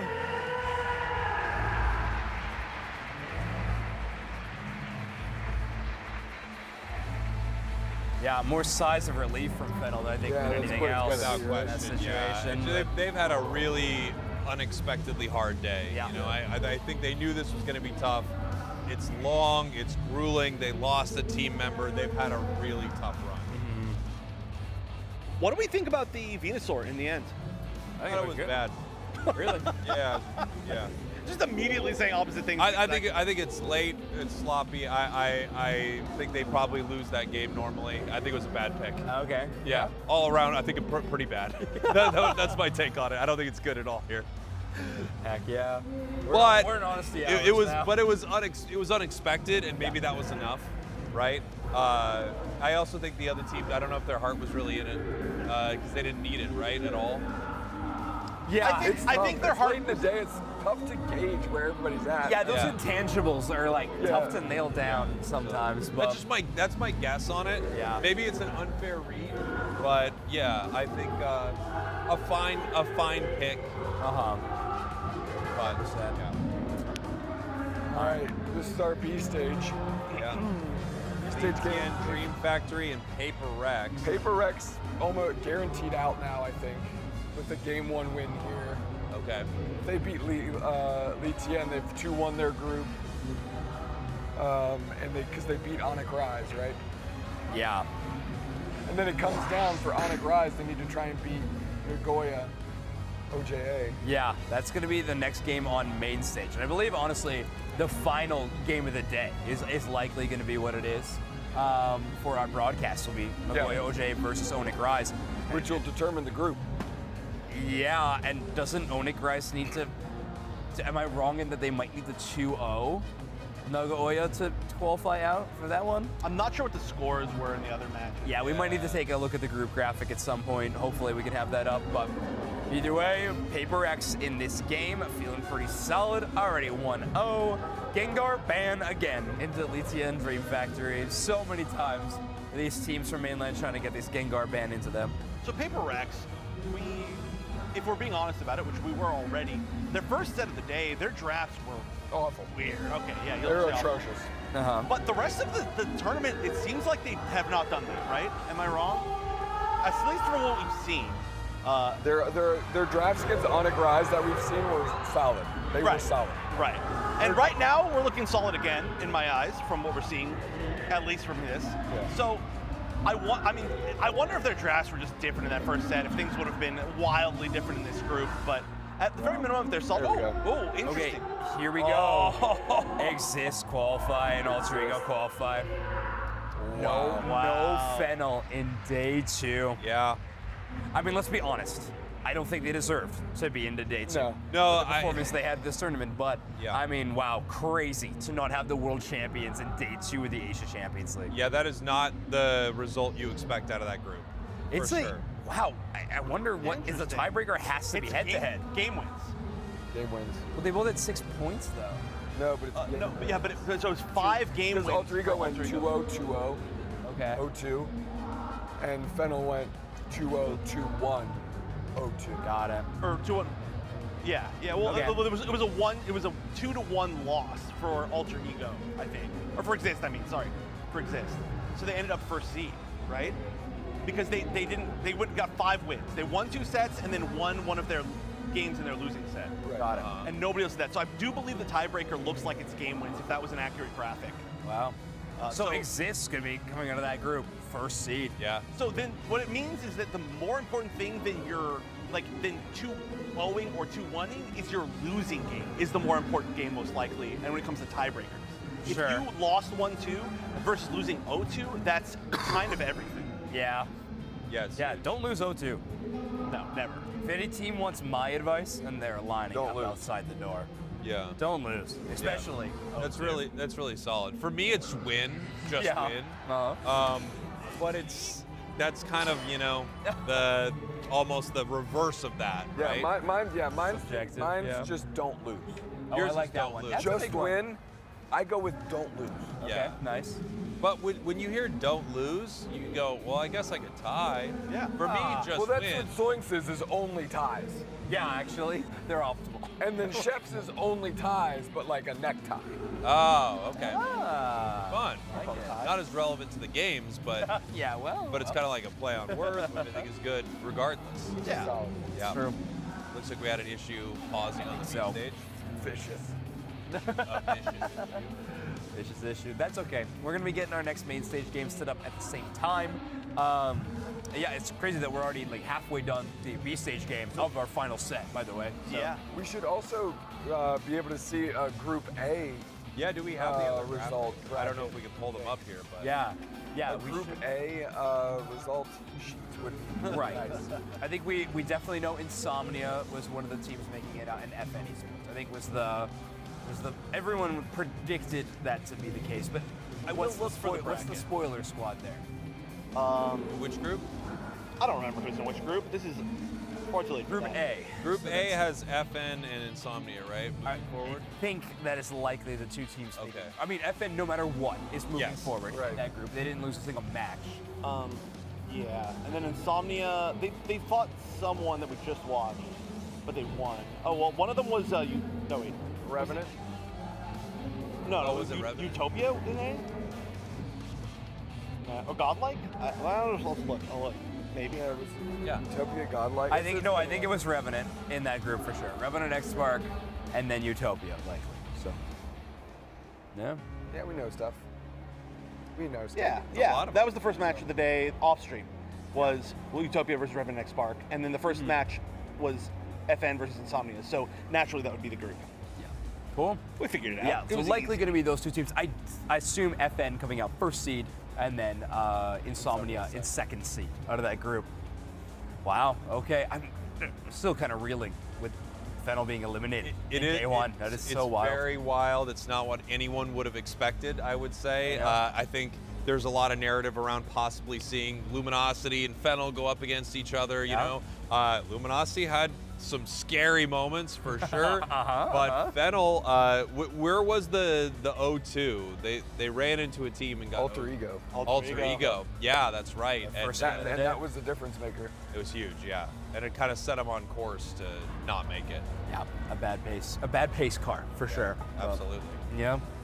Well, we're going to be getting into some results of Group C very, very soon, as we have Nagoya joining the main stage with Onic Rise, and you were just mentioning PaperX almost assuredly coming out of this group now with a 1-0 advantage against Leeds. Exactly, because they already picked up that Game 1 win against Litien Dream Factory, right?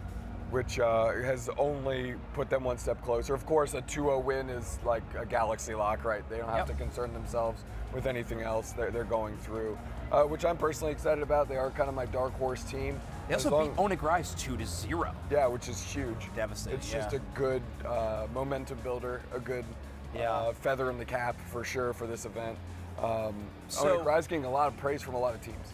And I think this next matchup we're going to have on main stage, Nagoya OJA versus Onic Rise, will essentially be the battle for whoever comes out first seed. I assume if... Well, no. So, I mean, if Onic Rise wins, then we would have 3 2-1 teams, right? And PaperX wins. So it would come down to a tiebreaker. Right, but PaperX beat Onic Rise 2-0. I think these were all 2-0s in this group. If it's from what I'm seeing, I don't know if that's 100% accurate. I'm just looking this up on the fly. Who beat OJ? PaperX? Onic Rise. Onic Rise. Or no, that's not possible. No. Am I wrong? They're going to play Let me Onic see. Rise. I don't think anybody's beat Nagoya OJA. Oh, yeah. No, sorry. Yeah, they're 2-0. No, I'm sorry. but Onic Rise needs to if 2-0 Onic Rise them. does beat them, Onic Rise then they're needs to 2-0. 2-0 them to cause the three-way Right. tie. Yeah, so if they Three-way 2-0 tie, them, 2-0s, yeah. then that's, and then this match continues, and it's a win for PaperX. Yeah. Right? Yeah. So if Onic those two Rise things 2-0s happen- them, it's a fully three-way tie. Yeah, at that's 2-0. a scary bracket at that point, right? Yeah. That might force us into the best of one tiebreakers tomorrow morning or something like that, potentially. Yeah. I don't know. That would be a true tie. I don't know how yeah. else you would break that tie. There's no way to head-to-head it or anything Well, like that. they could go off points. They talk about that sometimes. Imagine. That would be so wild. It would be wild. I do love in sports in general, like the really weird tiebreaker kind of moments. Like if you get to the extreme rules, Like ripples down. yeah, goal zone's broken. It's like in the tournament, Yeah. it's like our break or something. I think that would be really, really fun. But who knows? You know, There's us. can I just say big shout outs to the Japanese casters? They've had to keep it buttoned up and serious this whole time. We are, I don't know the words that I can say for us right now. We're a little sloppy, you know. We're a little, we're rocking it. Oh yeah, I am speaking for myself. Who are you talking to? We're fighting. We're fighting through this. And Yeah, I mean, I'm we're happy that we fighters. can. I like we that. are. We're Yeah. fighters. We're scrappy. Yeah. Let's bring on our team. He's getting a couple of posts in. Last pose of the day.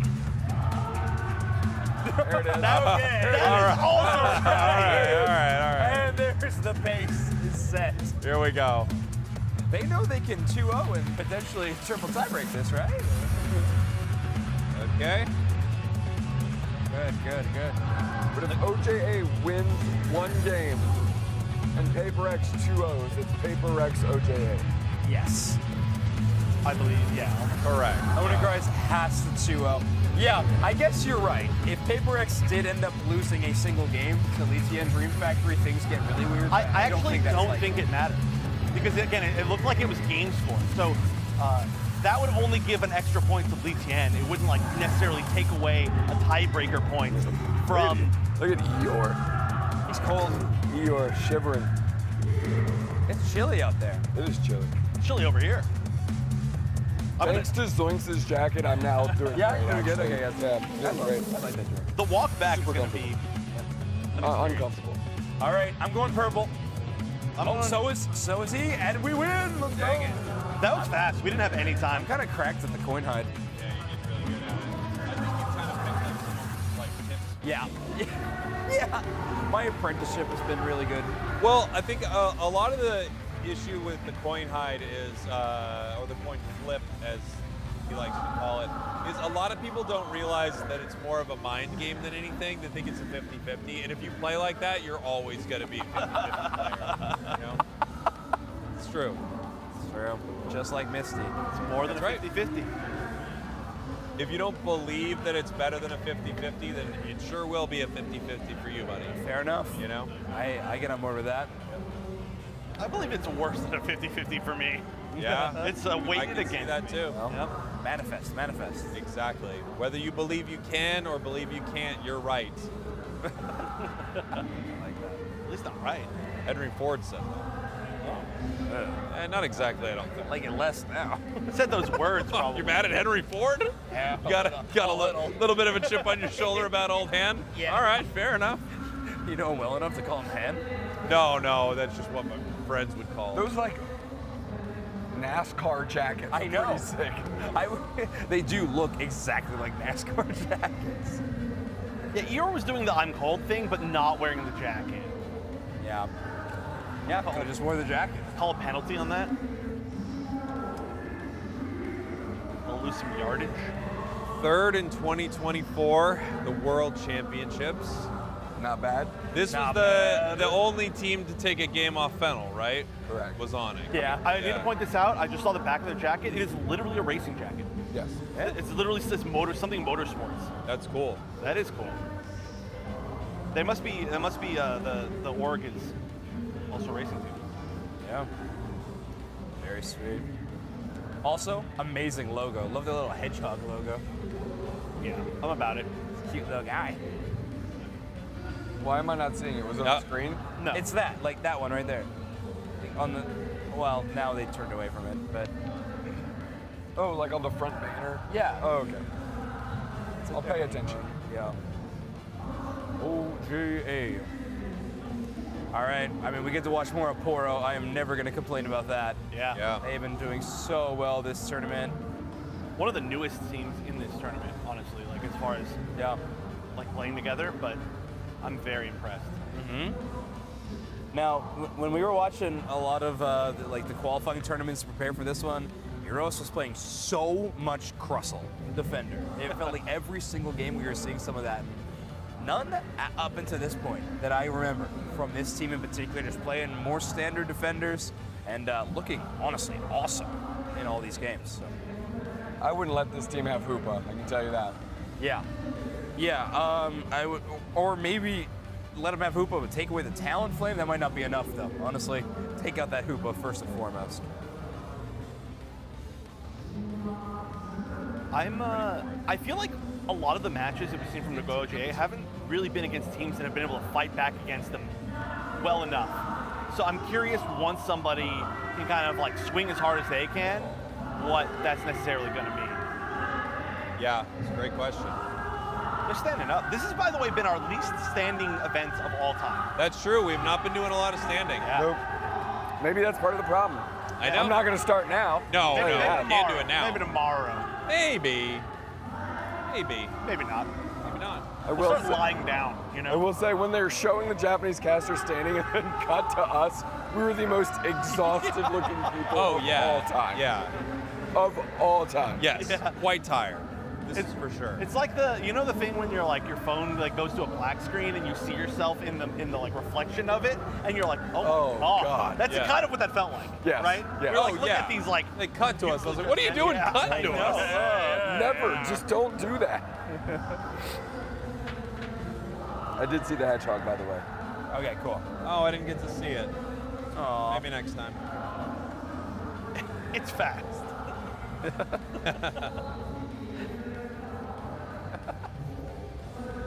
Or it's brooding. One of the two. Yeah. Also fast. Also. True. Welcome everybody. He's got to go fast.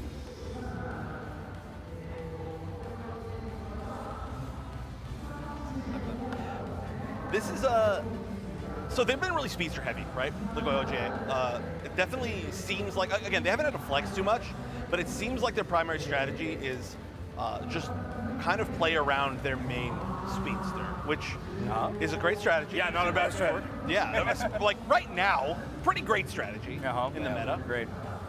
I don't know if any of these teams have enough experience against them, or, I mean, there's more experience through the end of the day, of course, so maybe at this point we'll see some sort of speedster ban, or maybe something to try and prevent. I mean, the time that they got Hoopa was the worst, the worst possible situation. So hopefully we see the Hoopa ban again. Ideally, maybe we get rid of like the Talonflame, or we try to first pick it away, or we just make them try something else. But there's so many good speedsters, you can't stop them all. Aw. Yeah, that's what I'm really thinking. You just cut off Hoopa. Holly's Hoopa was really, really good. Yeah. Yep. It was a very, very big concern for the opposing team, for Paper X when they're playing against them. So yeah, just don't let them do that. That easy. More don't let them deep do analysis. Yep. From, Have you from tried old dudes. not letting them do that? Solid advice. I don't think anybody can take that away from them. Completely agree. Hashtag just win. Hashtag don't lose. Hashtag only ties. Hashtag only neckties. Hashtag don't let them do that. Only neckties. All right. Now, okay, do we think Eeyore's I'm Cold insignia and holding the Glaceon plush, do we think that's a hint that we might see the iconic Eeyore Glaceon show up in game number 1? I hope so. That'd be fun. Yeah. Maybe. I'd love the teaser trailer that we would get in the walkout. That'd be kind of fun. Onic, look at that, look at their bands. Immediately, they're studied for sure. Yeah. And the Hoopa. Yep. I like it. Yeah, this is a great banning phase.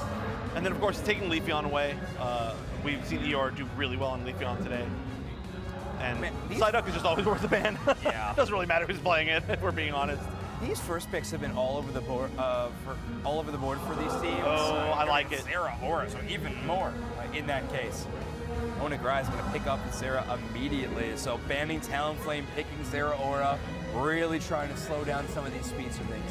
Yeah, that's definitely the strategy. Just making sure 100% they're not going to be able to get their optimal speedsters. It might be Absol was what I was going to say. I promised I was about to say that. It might end up being Absol, but Absol's really been kind of the safety pick, I think, as far as speedsters. It's very rarely been banned. It's very rarely been like immediately picked away, but it's done well every game. So you can't go wrong with it. And the fact, I mean, they did force it, so they do know kind of what they forced them into. Could have been like Masquerada, but that's not really the carry type of speedster, I think. So this makes sense. Man, Mewtwo Blissey being locked in on the other side. I think without a shadow of a doubt, this one is going to be that helping hand combination. Yeah. Not only does Mewtwo love that auto attack damage, but Sarah Aura also loving those boosted auto attacks. And we might get another Lapras look. None of us were a huge fan of it in the last time. Yeah, I kind of hated it. And there's Glaceon. Okay. Wow. So we were right. Eeyore giving us hints. Oh, boo. Boo. Ah, I was so close to being right for once. Okay, I'll be the one that says I didn't dislike the Lapras that much against the Absol. I got the concept of it. Thought it stung. Thought it stung. I mean, honestly though, look as well. Lapras not only against Absol, but Lapras against Snipe Shot, Inteleon. That's honestly, it's kind of real. I do think it's kind of got a lot of solid big hits. Come on. Well, all right. It's Luna's chance to prove Dupe Snacks wrong here in game number 1. That's whatever. Play anything else. Wait, maybe we'll see. Play Phalanx. Double defender for Nagoya OJA. Selected with the Mamoswine and the Umbreon. Meaning that Holly is going to be playing a very dedicated Wish healer. I kind of like Floatstone on Umbreon for a few different situations. Obviously, roaming, you'd be a little bit quicker. The permanent invade Umbreon? Right, it could be. But it is also an attack boosting held item, yep. right? It does have that secondary stat of attack boosting, so your Wish healing going to be getting just a slightly more heals, especially. That's called value, Zoinks. Go! That's value right there. Let's do it. All right, Sarah Aura into the top path, going to be contending against Honech for the damage dealer. In the bottom path, it is going to be a Mewtwo versus Inteleon. It is a frequent battle that we are seeing in this tournament. The two attackers that get selected right here on your screen. I will say, this is a pretty scary path, the Mewtwo plus the Lapras. I feel like that's a little bit scary. The other side, though, despite the fact that they're like little baby Pokemon, they are actually pretty scary themselves early in the game. But they're not going to have a great time, I think, not early. The Secure's great, obviously, just having a water gun, but being able to fight in that path, a little bit less so. Okay, so these teams are going to be moving in opposite directions with their central area players. This Absol's already in the bottom path, trying to get some early damage, but actually the KO opener are going to be on the top side. Lissy picking up the first knockout of the game. I was going to say this earlier, but I'm actually not sure what the reasoning behind picking the Dodrio is, except for the fact that it's immediately taking out that Absol. Not really what I feel like it's normally going to be doing, but I mean, hey, if it's working, it's working. I still am not exactly sure why that's your double speedster against this comp, but we will see, certainly. And it looks about to pick up another KO, probably. Yeah, I mean, it's one of the safer speedsters in the game. Tri-Attack allows you to play from a pretty deadly range, and then Dodrio just brings so many more things to the table than just team fighting potential. I mean, the score pressure alone feels so strong with that Pokemon, so definitely some chances to risk having it selected, and I think the weaknesses aren't even really showing themselves right now as Blissey is going to get in the way and help Dodrio get out. Zipping away, it looks like, oh yeah, you're probably going down as that Blissey. Yeah, I mean, look, already doing a pretty good amount of work so far in this game. He's able to slow down the Dodrio a decent amount too. It's going to be really annoying to have to go up against that. But again, if you're mean looking the Dodrio, then you're not mean looking their other speedsters, so that works out. Or you just don't even have an Umbreon to mean look anymore. There we go. Zero taking out the Absol. Dodrio taking out that poor Drizzile. It's just misunderstood. Wow. Okay. So the damage between Axew and Eeyore, the damage on the Mewtwo and the Dodrio, they're just eliminating this team from the face of the planet at this point. Yeah, and now Eeyore is going to be fully stacked up on this Dodrio, a terrifying prospect. I mean, the correct number of hats and a truly scary bird. Against a very shiny set of Pokemon from Nagoya OJA. A lot of sprays. Yeah. A lot of sprays. Yeah. Hey, really, they're spending it all in their last set of the day. They got to make sure. Because again, they just need one win. They really just need one win. If Onic Rise 2-0s, nightmare tiebreaker scenario for sure. Onic Rise, you're purple. There it is. Here we are. Last games of the day. Can't wait for the other team. What's your spray preference? Cross the line. My what? Spray preference. Yeah. Wear spray preference. Oh, I like the little snow. I think it's very cute. The hearts are also quite good for supporters. We need you to pick one. No. All right. No, locking it in. What about you, Zoinks? I like I mean, it does kind of depend on the hollow-air, truly. Yeah. But I think Sparkle is what I tend to go with, the straight up one. What about you, Chef? Sparkle 2 and boring. Oh my, what a snipe shot. Wow, that's why I go Sparkle. Tube snacks? Hearts. Got it. Okay. Hearts are quite good. Yeah. I feel like they fit the vibe of a lot of the supporters and defenders. Yeah. I just, with the Snorlax Hollowair and the Gengar Hollowair, I do love Cyber. Like, you can't go wrong with that line. Yeah. Right, well, great snipe shot to kind of get Nagoya OJ into this match at all. Yeah. Their levels aren't the worst in the world, but they are just falling, and they're losing pretty much every fight. The snipe shot was great.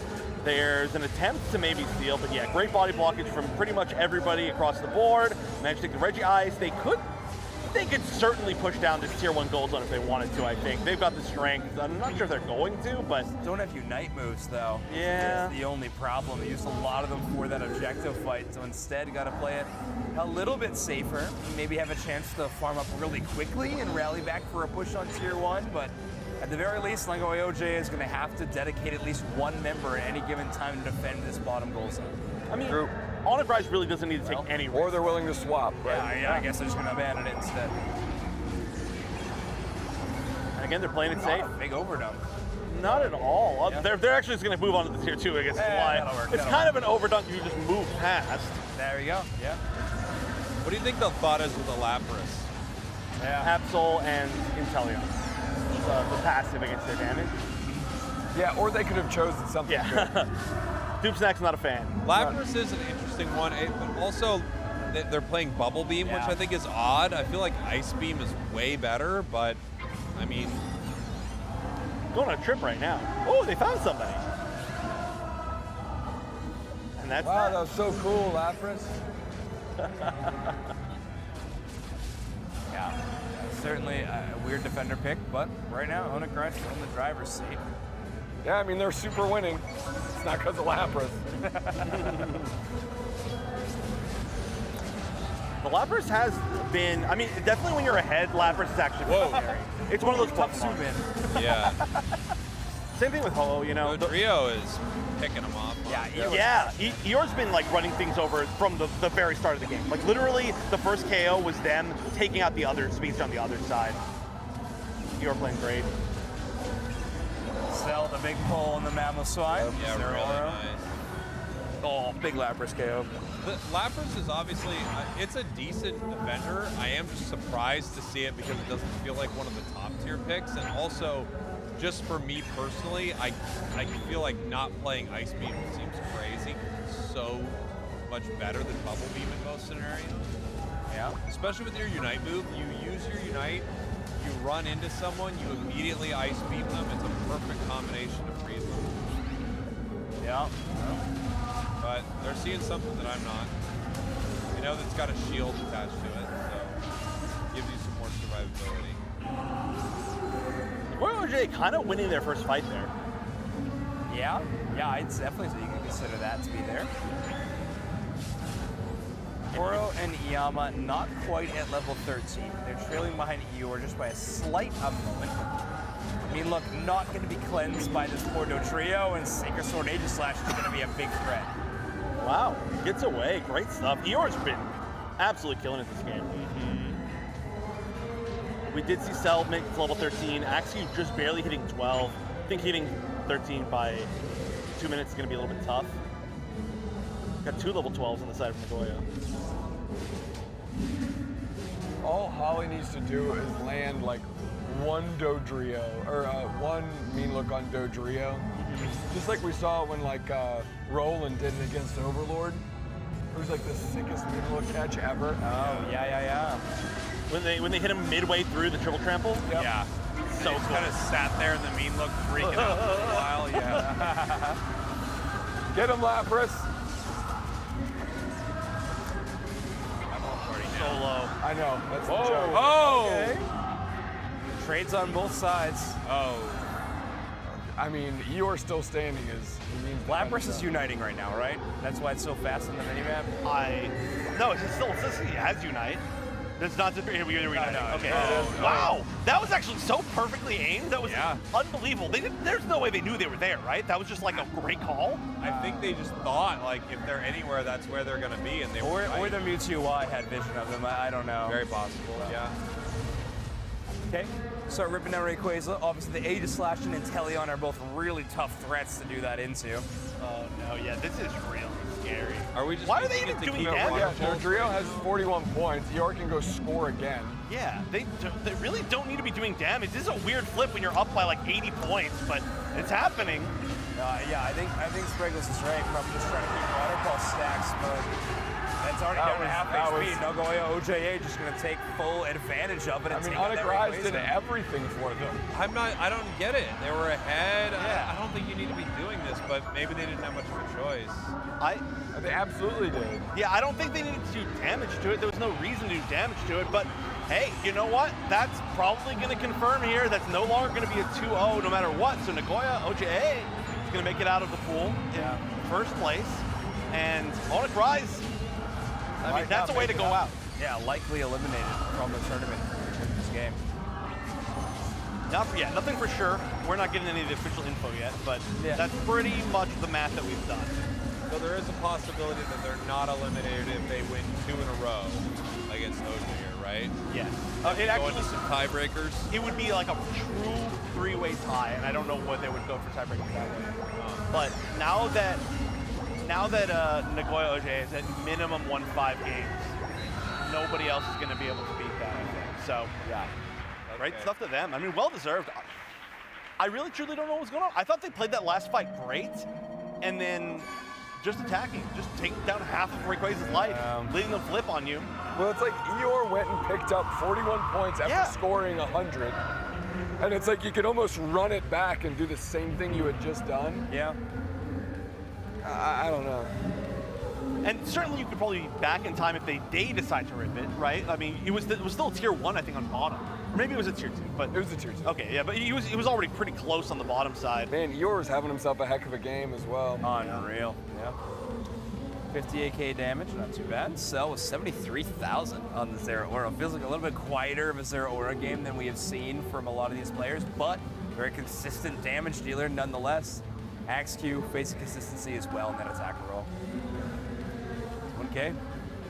Surprisingly high amount of damage on an Aegislash, I feel. Like, I didn't feel like we were seeing that much of the fighting. Yeah, but it was just chunking through lap or some things like that. You get that boosted that does max HP damage, so I think that's a big part of it, right? Yep. Kind of the opposite of the Lapras being picked to prevent the big chunks of damage is you just do percentage damage. Right? It was the last pick, so able to kind of see the enemy team composition before locking it in. I think, unfortunately, Aegislash had its one meta where it wasn't a last pick Pokemon, and now in this situation, I think it unfortunately has returned. Well, it did have like an entire season of being in a lot of games per season, right? So, you know, it's at its time in the limelight. Nobody's going to say we've never seen it. Fair enough. We'll bench the Aegislash again then, I suppose. I think so. Well, I mean, it's not bench. It just did a great job, okay? It just won a game in one of the most difficult tournaments of all time. So, I agree.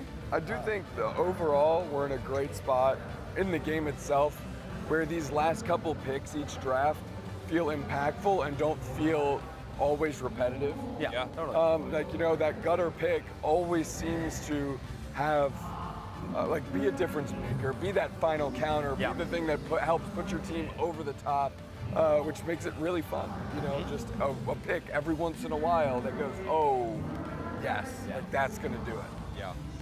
Yeah, I think we're still going to see some creativity headed into day 2. I don't think we're done seeing everything that the meta has to offer in this tournament in particular. We might see some other crazy options. I mean, who knows? We've seen so many Pokemon today, but I do think there are going to be a few other ones that start showing up a bit more. I want to see, I don't know if I will, it might be too much of a request, but I do want to see Psyduck get out of the ban jail a little bit more. Yeah, we're seeing so much of it. It would be so fun to see some more Psyduck games, but maybe it truly is just that behemoth of a support pick. It's incredibly strong. And the thing is, it's so flexible. I think that's one of the biggest things is that if you like choose not to deal with a threat, you know that some team is going to have to play into using that threat. Psyduck, you can almost throw it into like any team, and it's really good. Yeah, I don't think you need to worry about your composition too much as long as you have a duck. Yeah. not a lot of other synergy and style considerations. Deciding we'll receive another ban, Hoopa as well. The Onic Rise going in with the exact same banning strategy as game number 1. Yeah, I believe Nagoya OJ also banned these exact 2, am I wrong? No, you're correct. Yep.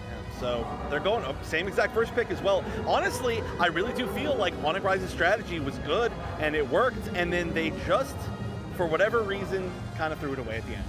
Yeah. I have tendency to agree. Okay, Umbreon picked. I don't think having Umbreon on the other side is enough of a deterrent. I'm kind of shocked Blissey is not picked up in one of those 2 picks from Onic Rise, but Eeyore really wants this Absol. It has been an influential Pokemon to say the least in this tournament, so I can't really slight Eeyore for picking it up, but still having Blissey still available feels wild. I think you almost have to steal away Blissey here, right? I mean, that would have to be one of their next picks. You don't have to, apparently. Yeah, I guess not. The slow beam instead. Yeah. Maybe it's not Blissey. I know it looks the same, similar-ish. Wow, okay. Nope, Blissey. That's weird. That is like, I mean, it's a great Blissey comp, but... You could still pick a support. Currently, Holly has no EXP share equipped with Blissey. I'm sure that will change as we're getting into final preparations. The final Pokemon being hovered is this Meowscarada for Nagoya OJA, locking in a speedster, having 2 Pokemon with really solid dive potential. Meowscarada a bit safer, Gyarados a bit more all-in, but no Trick Hoopa to partner up with those dives. No Blissey, no Trick Hoopa, no Comfey. So none of the like real big speedster supports. I'm really curious about this Clefable. I'm trying to think if there's anything on the other side that it's stopping, but not really, right? Yeah, I am. If it does go Gravity, I have to imagine Zoe will be going with the Follow Me, though, which is what so many players are doing. When it comes down to Rayquaza moments, it feels like Follow Me Clefable really has its big moment of the game. Yeah. Every game, it's like you land one crazy Follow Me, and all of a sudden it's 10 times easier to secure the Ray for your team instead of the opponent. Absorb a little bit of that damage, but who knows? Maybe it'll have other moments throughout the matchup that'll be worth talking about as well. I mean, we're seeing a whole lot of Clefable. Feels like finally we need a reason to be seeing so much of it. Ready, go! Oh, pretty good. All right, we are fitting We're in on now. Yeah. We did that one. We did that one. All right, we're finally warmed up, guys. Let's do this broadcast. Yeah. Here we go. Onic Rise, your purple team. Nagoya OJA, your orange team. We are sending the Sprigatito to the center area outside of Nagoya OJA. Yeah. Early stacks to this Magikarp are going to be uncharacteristically pretty easy in this situation. Zeraora is so focused on stacking themselves. Poor Umbreon going to try to defend the goal zone for as long as they can, but as long as Magikarp's getting in a couple of scores, I don't think you're too worried. No, you got to be happy with Focus it, right? band down on the swing up here as they're looking to see who can get this little piece of farm. Water Gun doesn't do it. Big KO. They're moving forward. Water Gun finally does do it. They evolve from it, pulling back to this goal zone here. The Night Slash misses as they move forward, seeing what they can KO. Meowscarada going to have to pull back. It's only a Florgato right now. Doesn't have a new move. Leafage does have huge burst potential. They're not able to get near. Yeah, Mitsui stepping up pretty aggressively. All you have is the swing up in the defender role right now, so it's not like it's going to be offering you a whole lot of protection at this point in the game. Instead, you got to just get things done yourself. You're kind of offering it protection. It has Mitsui, I think. I can take a little bit. Yeah, I'm fine. Used to be an EX Pokemon. All right, evolution after this. Oh. Yeah, always a bummer to see your effort gauge not just almost. You can't see the space you're missing to finish it, but it's just you're having a ball. Yeah, devastating. They will finally get the evolution, though. Nagoya will have the Gyarados online. Onic Rise, on the other hand, do have a level 5 Mewtwo, meaning that Mega Evolution plus the X Attack deadly combo is available. Timing pretty good on the Gyarados as well. 8:30-ish, or 8:25, something like that. Doesn't matter. Oh my goodness, look at this giant group of Nagoya OJA just rushing it down. Yeah, Umbreon makes the space. Everybody else probably can't push for a knockout, but instead going for the scores. Eeyore is going to go down to Drizzile. Really tough exchange there. Sue is going to get very close to their level 7 evolution. I feel like it's rare that we get to see the freeze on the goal zone go into like full effect, but that actually might have mattered there a little bit, possibly. I really hope it's relevant one day. That's what I want to see in Mamoswine. I know. They don't need to buff Mamoswine, but if they ever did, that's what I want to see buffed. I'm like kind of pretending there. I just wanted it to be true. That'd be fun. A lot of posturing down there. Certainly, the fact that neither team has taken out a tier 1 goal zone and bottom before the basement Reggie, they're just going to be kind of playing at safe distances. Snipe shot's going to be something you got to worry about. Body block for sure. Yeah, first one missed, second one landed. Third one body blocked by a very up close Piloswine, which it works. It doesn't mean you don't need to be close to body block. You just end up losing your life, which is unfortunate, but still good job from Onic Rise to take that. Not taking the Regieleki. It's going to go into the tier 1 goal zone. Still a lot of points. I don't know if anybody's going to take the time to score in it. Kind of just walked away. Yep, Gyarados is going to pick up as much Eos energy as they can before they go score in that defenseless goal zone. You get 25 points in. An attempted Volt Switch pull, but Onic Rise is not going to pull anybody back as Cell doesn't find a single target that's willing to kind of brawl with them at a given time. Eject button engaged from Aluna. Goes into that tall grass and earns a little bit of space. But all it is a bunch of damage into Eros on that Slowbro. They're just going to shake it off. And there's so much fighting on tier 1s that is not able to take anything yet. It's pretty funny. They're pushing in. I mean, Umbreon trying to initiate, but wow, that Mescalado just went down. Yeah, Mescalado got crossed up in a big way. Yeah. Holy. Will they finally be able to push? No, getting fought back once again. This has been a really long time that they're fighting for these tier 1 goal zones. Just go somewhere else. Come on. Yeah, big Umbreon Unite from Holly. I think saving that situation in particular. They are actually going to go back to farming. They have actually been doing that for so long that the next basement Reggie is about to spawn.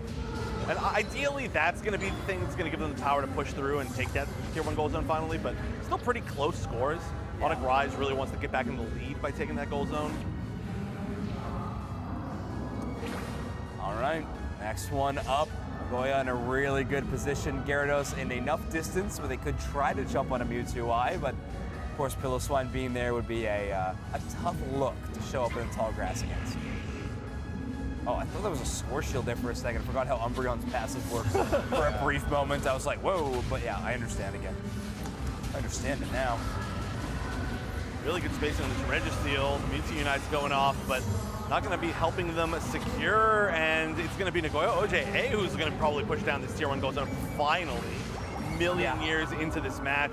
Finally going to take a 110-point lead and then try to take whatever's left in the center area, which is actually nothing. So we're in some respawns. They're able to find something, but it seems like they're going to get cleared out pretty quickly. At the very minimum, they're going to be rotating up to that Regieleki, which could help them increase their score even more. They're running away with this lead for sure. Just a little bit, you know. Finally starting to be a lead more than anything. It's going to get even better with the threat of a Regieleki towards tier 2. They still have their central area available, so we might see one Pokemon try to pivot back and take it quickly if they can, but looks like Nagoya OJA instead going to elect just for a full-on push with this Regieleki on this tier 2. Nice.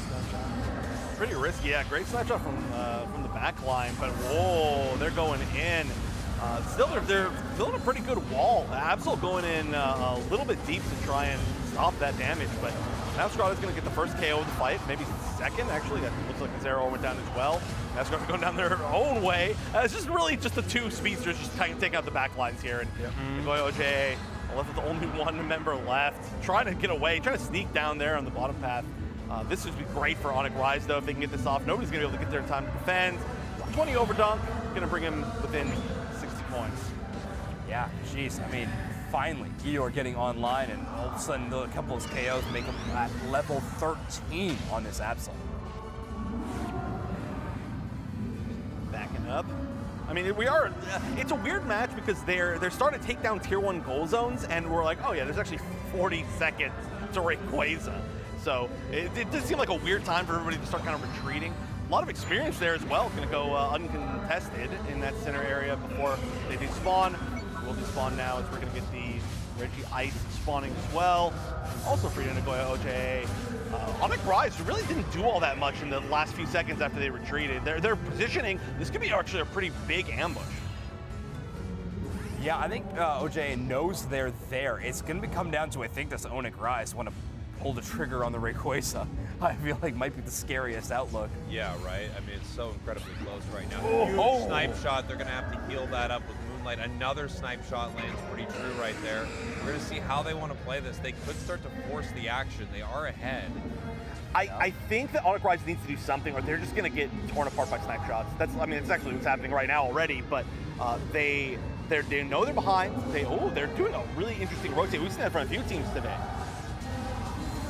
Yeah, big flank. Eeyore does land a Psycho Cut and an immediate dash into the Gyarados, but not enough damage to get the KO, and does not want to use the Unite move yet. So again, a very patient approach to this team fight.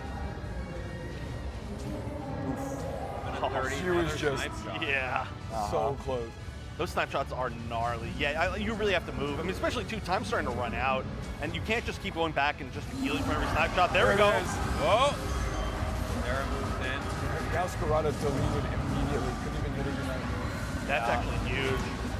Sarah was slow beam, but still able to fight after that. Is Moonlight healing insanely relevant right now? Yes. In this match. They are so grouped up. Yeah, check out all the damage dealers on Nagoya OJA. Looks like they're going to be able to get one more. I mean, they didn't actually take on the slow bro. Still moving around, but it's not going to matter. They do manage to take down Rayquaza. Wow. Take us to a game 3. Unfortunately, we think it may be a game 3 that doesn't matter. I mean, they do still need to score. There's no way they're stopping. Wow, Onic Rise. That's what you need to do last game. All right. Yeah, a great team fight. The Fable heals crushing it in that final moment, allowing Zero Orange to fight for way longer than I think anybody was giving them credit for. Really good look from Onic Rise in this game number 3. I mean, and let's be fair, a really good look from Onic Rise in the final fight of game number 2. Yeah, very well done. Great engagement of the Mamoswine. They deleted the Meowscarada before even United. Yeah. Yeah, that's huge. Taking out the Flower Flourish, one of Meowscarada's best parts of its kit. Very fun Unite move too, a whole lot of damage, but when it gets shut down by Mamoswine, certainly not near as fun. Target priority was really good in that last fight in general. Like you could see they just literally like went down the list of like highest damage to like lowest damage and just took out everybody that could stop them all in a row. You can see they're pretty happy about that as well. They should be. I mean, that was really well executed. Yeah. Especially when you're getting just snipe shot over and over and over, and you're the one who needs to make the move. It's very easy to like push into a spot where you really like don't want to be and be like, oh no, now I'm just stuck between a rock and a hard place. But they just did it perfectly. Really good stuff. Just, again, unfortunately, they really needed to do that the game before. Yeah. And hey, Mamoswine looking a whole lot better than the Lapras. Correct. 90k damage on the Inteleon. Just snipe shot for snipe shot. Almost matched by Zero Oro. 83,000 damage Yeah. from that cat. Very Snipe cool. shot is just so unbelievably good. We've had some comps that have been shutting down Inteleon throughout the day, but in general, Snipe shot is just unbelievably strong. You know? I mean, you're throwing 2,500 points of damage in these fights, and you're forcing your opponents to react in some way.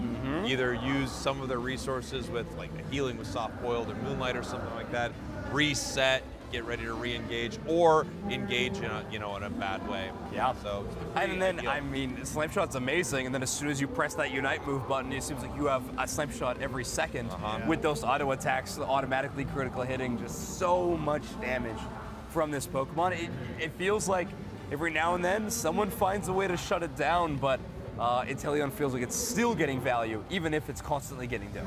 I agree. One thing is that it gets rid of like one of the most important resources, which is time a lot of the time, right? Because they're hitting you and then you have to back up and heal. And they're hitting you to back up and heal. And especially in, I mean, obviously, it's actually really great to see the Fable, because that's a really good way to bring everybody back up kind of at that same speed. Yep. And that's what we used to see a lot against a lot of the heavy like double poke comps, like double sniper comps. But nowadays, when we're running like no healers or like kind of one healer and some self-sustain, a lot of times the Pokemon that get hit just have to go back.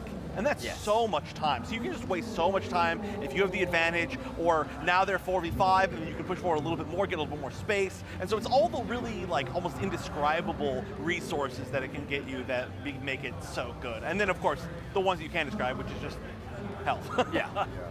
Yeah, Clefable and Eldegoss feel like the two better supports against these poke compositions. Maybe Hyperspace Hole Hoopa could also have a contention for it, but when there's a snipe shot being aimed at you, having a giant target on the ground of where you need to go can be a bit of a risk sometimes. But for the most part, I think those supports are there. But Clefable in this specific situation, the out-healing of Pollen Puff, very, very relevant.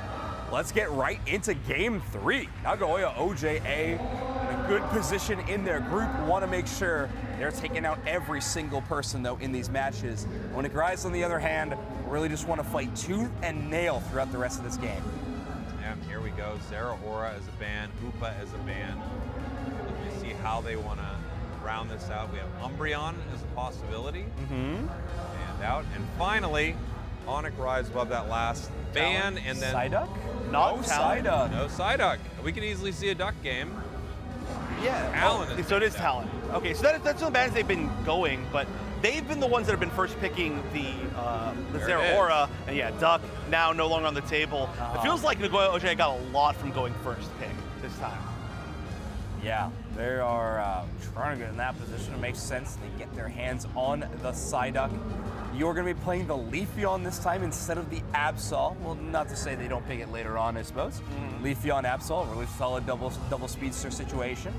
Becoming more and more of a thing, right? Blissey would be a solid pick here too. Oh yeah, Blissey goes crazy on right side. Makes sense for left side to just take it preemptively, right, and make sure that Onic Rise can't get it. Kind of makes sense both ways. Yeah. Onic Rise, Blissey looks real good. Or we could see the Clefable being picked again. It worked out quite well. The Absol being taken away is going to prevent that ideal double speedster. Ooh. Okay, I kind of feel like they do want Clefable now if they can get to the end of this draft without it being taken away. Yeah, Clefable would be an option. I think Comphase is still a very realistic option for a supporter on Onic Rise's side of things. Leafeon feels awesome to carry that thing around the whole time. Even Eldegoss, I suppose, but okay, well, Comphase was an option a moment ago. OJA going to take it away and instead try to play Euros with a more defender style of the Psyduck. The Clefable worked again, we were just talking about obviously, but it worked so well for them to counter the poke damage from the Inteleon. I think it just makes sense. And you don't really want to change it up all that much. Plus they're like a little bit more of a brawler comp this time, so just go for it. And I mean, the damage is pretty scary though, I will say, on Nagoya OJA's side, but see if they can break through these defenses. Potion Aegislash, still playing. I mean, it's a really fun style of build. It's the cooldown's so extremely low on that battle item. It does feel relevant enough to pick up, but I mean, even with the Comphase as the support, you are going to be locking in Potion. Very interesting. It's powerful for sure, you know. It wants to brawl, it wants to stay around a little bit longer, and it gives it that opportunity through its wide guard, through the extra shield, just some extra healing to keep it around. One more wide guard is just one more huge, you know, piece of bulk that your opponents would need to get through. And oftentimes when you have Pokemon like that, like every bit of healing gives you a chance to get another bit of healing. And so it's like, ready, go! There we go. All right, locked in. Last game. Last game of the day. Last game, baby. Last game. Here we go. It's only been 13 and a half hours. Nagoya OJA, your purple team. Onic Rise, your orange team. Group C, our third game. The implication for this could be something very positive for Onic Rise. OJA already secured their spot to day 2, correct? I think so. Just want to reiterate that. I'm pretty positive that's where we're at here. Yep. Yeah, so a few Japanese teams into day 2, assuredly. Yep. At least. I guess only one eliminated, to be fair. And that one, the world champions. Right, yeah.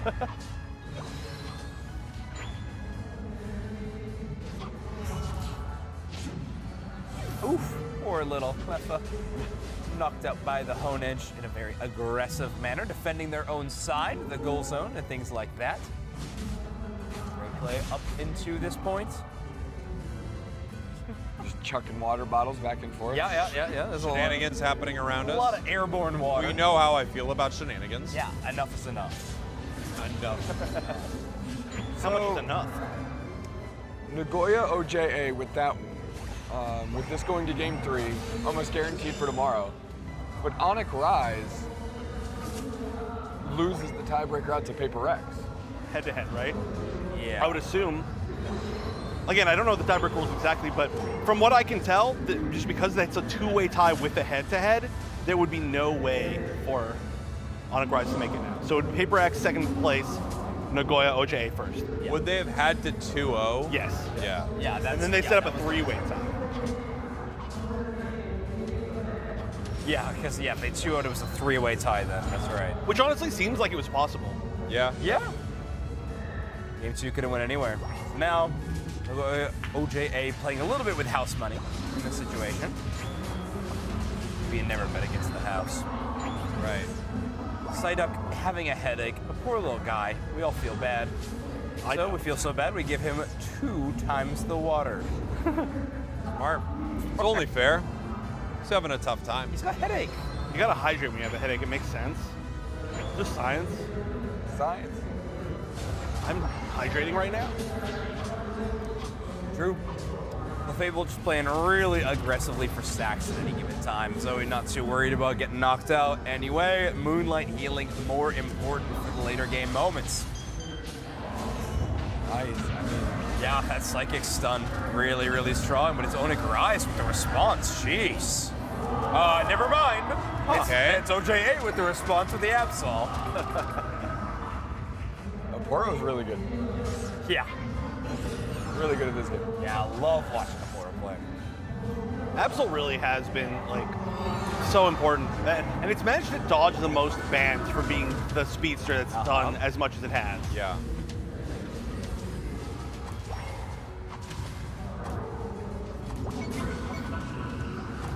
Nice. Good comb fake confirm. Yeah, we love Comfey secure. Mm-hmm. Big time, big time. Not scary at all.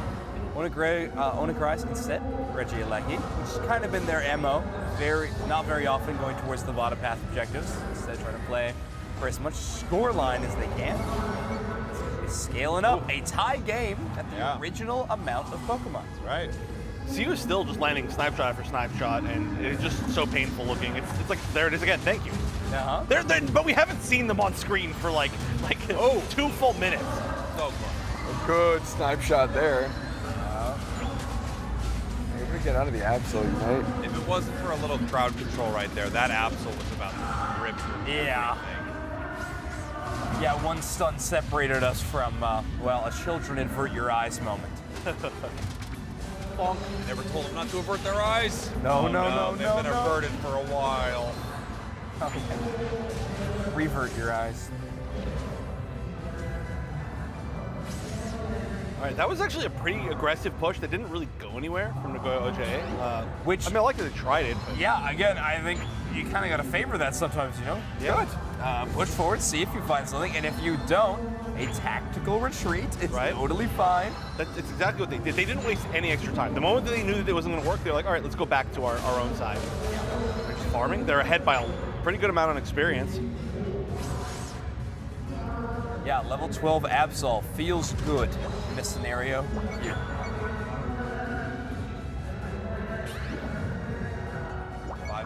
Feeling very powerful. Unite move ready to go also.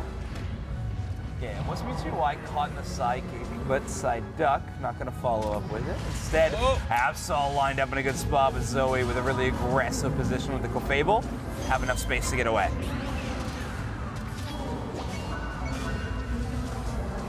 Oh, they had to back up super quickly, get all that healing from the Moonlight. Taking that time to burn down this Regirock. Oh, that Mewtwo Unite was gnarly. That hit a lot of people. Yeah, big stuff from Onic Rise. PUACL Unite Sun, phenomenal there. Buzzwell gonna get the other shot down. Wow, Onic Rise looking great in this game number 3. Really want to get at least 1 game win out of this group stage under their belts. For sure. Or 2 game wins, I suppose. Yeah. They're going to be thinking about the game 1 of this set for a long time, I think. Yeah. Again, they were winning that first game, and then it just got weird, and it didn't seem right. But they've basically like been winning this entire time. It was a shame we're not going to see them day 2. Yep. Maybe. Again, not confirmed. Yeesh, Aegislash just getting yeeted all over the place. Potion, unfortunately, rather ineffective in that scenario, despite all of my gas. Interesting. Way to put that. For the item. Yeah, I know, yeah. Certainly, yeah. Oh, you all knew that. Right. Anyway, yes, final game of the day. Another great snipe shot. Seriously, we never see Siu. I never see them on screen. You can barely see them. They're like hidden behind the character portraits. Also landing another great snipe shot. Certainly going for the 6-digit. Another great snipe shot. Mostly a fine snipe shot, you know? Oh, well, that's an answer to the snipe shots. I'm tired of you. Another full team wipe? 2 aces in a row? Hey, that's Onic Rise. ridiculous. Yeah. So yeah, let's Somehow. replay game 1. Yeah. That's got to be one of the biggest shames of this tournament for sure. They played so well in the rest of this set. I mean, they actually haven't won, but they're playing so incredibly well. Yeah. And yet they just lost the game that mattered in the final moments. True. Still close score though, 30 seconds to Rayquaza. Level advantage significantly to Onic Rise. Level 14 Eeyore. Eeyore specifically this set has been a monster. Yep. Yeah, I love watching Eeyore play in particular. Yeah, yours very good. Yeah. 10 seconds, gonna rip down this Reggie Rock. Easy work. Nice defensive buff. Push another member up into level 13 as well. I forget which one it was, but it's pretty nice. All right, definitely a chance for Nagoya OJ to win this fight. They've got everything that they could at this point. 2 level 14s inside of Onic Rise, that's tough. Yeah. Not a lot of points separate these teams. Yeah. No, yeah, extremely close game.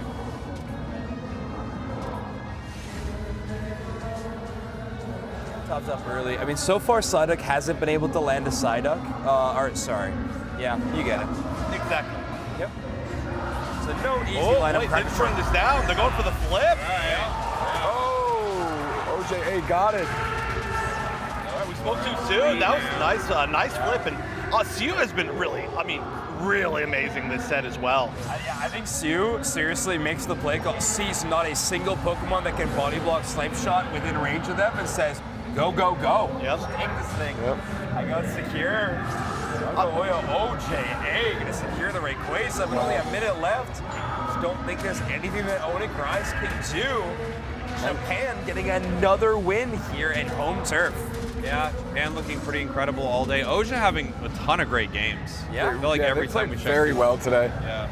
One of the most consistent playing teams we've seen all day, actually. This is a really great test for them as well. I mean, Onic Rise, I think, super intelligently, super targeted Aporo, right? Who's been dominating all of their other games. But this time they're like, no, you're not getting the hoop to support you. You're not getting the Talonflame that you've been winning with. We're trying to take away your Absol. And obviously Aporo's been amazing in this game with the Absol. But really, when they've targeted so much at Aporo, I think Siu really stepped up as a damage dealer. And we got to see a lot more than we've seen from them previously. So just all together, great stuff. A little celebration, well-deserved in center. They're going to be the second Japanese representative, third Japanese representative? I can't remember this one. Yeah. Maybe. Beautiful stuff. New stuff. Game set. Congratulations. Nagoya OJA. And unfortunately, this is where Onic Rise's tournament run will end here in the group stage. A very strong team. It's actually, I would say it's a little bit of an upset almost to, not that they lost, but that their overall positioning in their group was so low. Yeah. I think a lot of people had a lot of really high hopes for them. Obviously, we heard Luminosity talk about how great they were. All of us thought they were going to do a little bit better than that. But Nagoya OJA, like you said, very consistent and consistency is really important. It was those small moments that took out Onic Rise almost the entire weekend. Yep. Just the little clutches. Nagoya IJ was not letting that happen today. Massive performance, very Regirock heavy game. This game number 3, by the way. Interesting to note that. Always fun. Yeah, it's always cool when you get a weird combination of things. You know? Yeah, if you get the random roll. I like the one of each. It's a very fun roll, but hey, I'll always take same across the board too. Regirock also the meanest one. Strongest Pokemon in the game. Yes, by it's a so landslide. unbelievably strong. Yeah. Sometimes it's really playing for one team as well, which is always fun. Yeah. Some biases shown by Regirock in some of these competitive games. We gotta ask the question there, but you know what? Good luck. All right, well, I think that was our final match. It was. Of the day. That was our final match. We have an outro. Our last 2 groups will happen tomorrow. 2 games. 2 games. Yeah. Last 2 group matches tomorrow. Our stream is going to start at 9 a.m. Japan time. JST, yeah. JST. And we will be back tomorrow. I think that's going to do it for our broadcast. That's our outro. We did it. I think that's our outro. Did we Thank do you, it? everybody, so much for watching today. If we just wave, that'll be the cue. All right. Bye, everyone. Good morning. Bye. Bye. Let's see if we do it. Bye.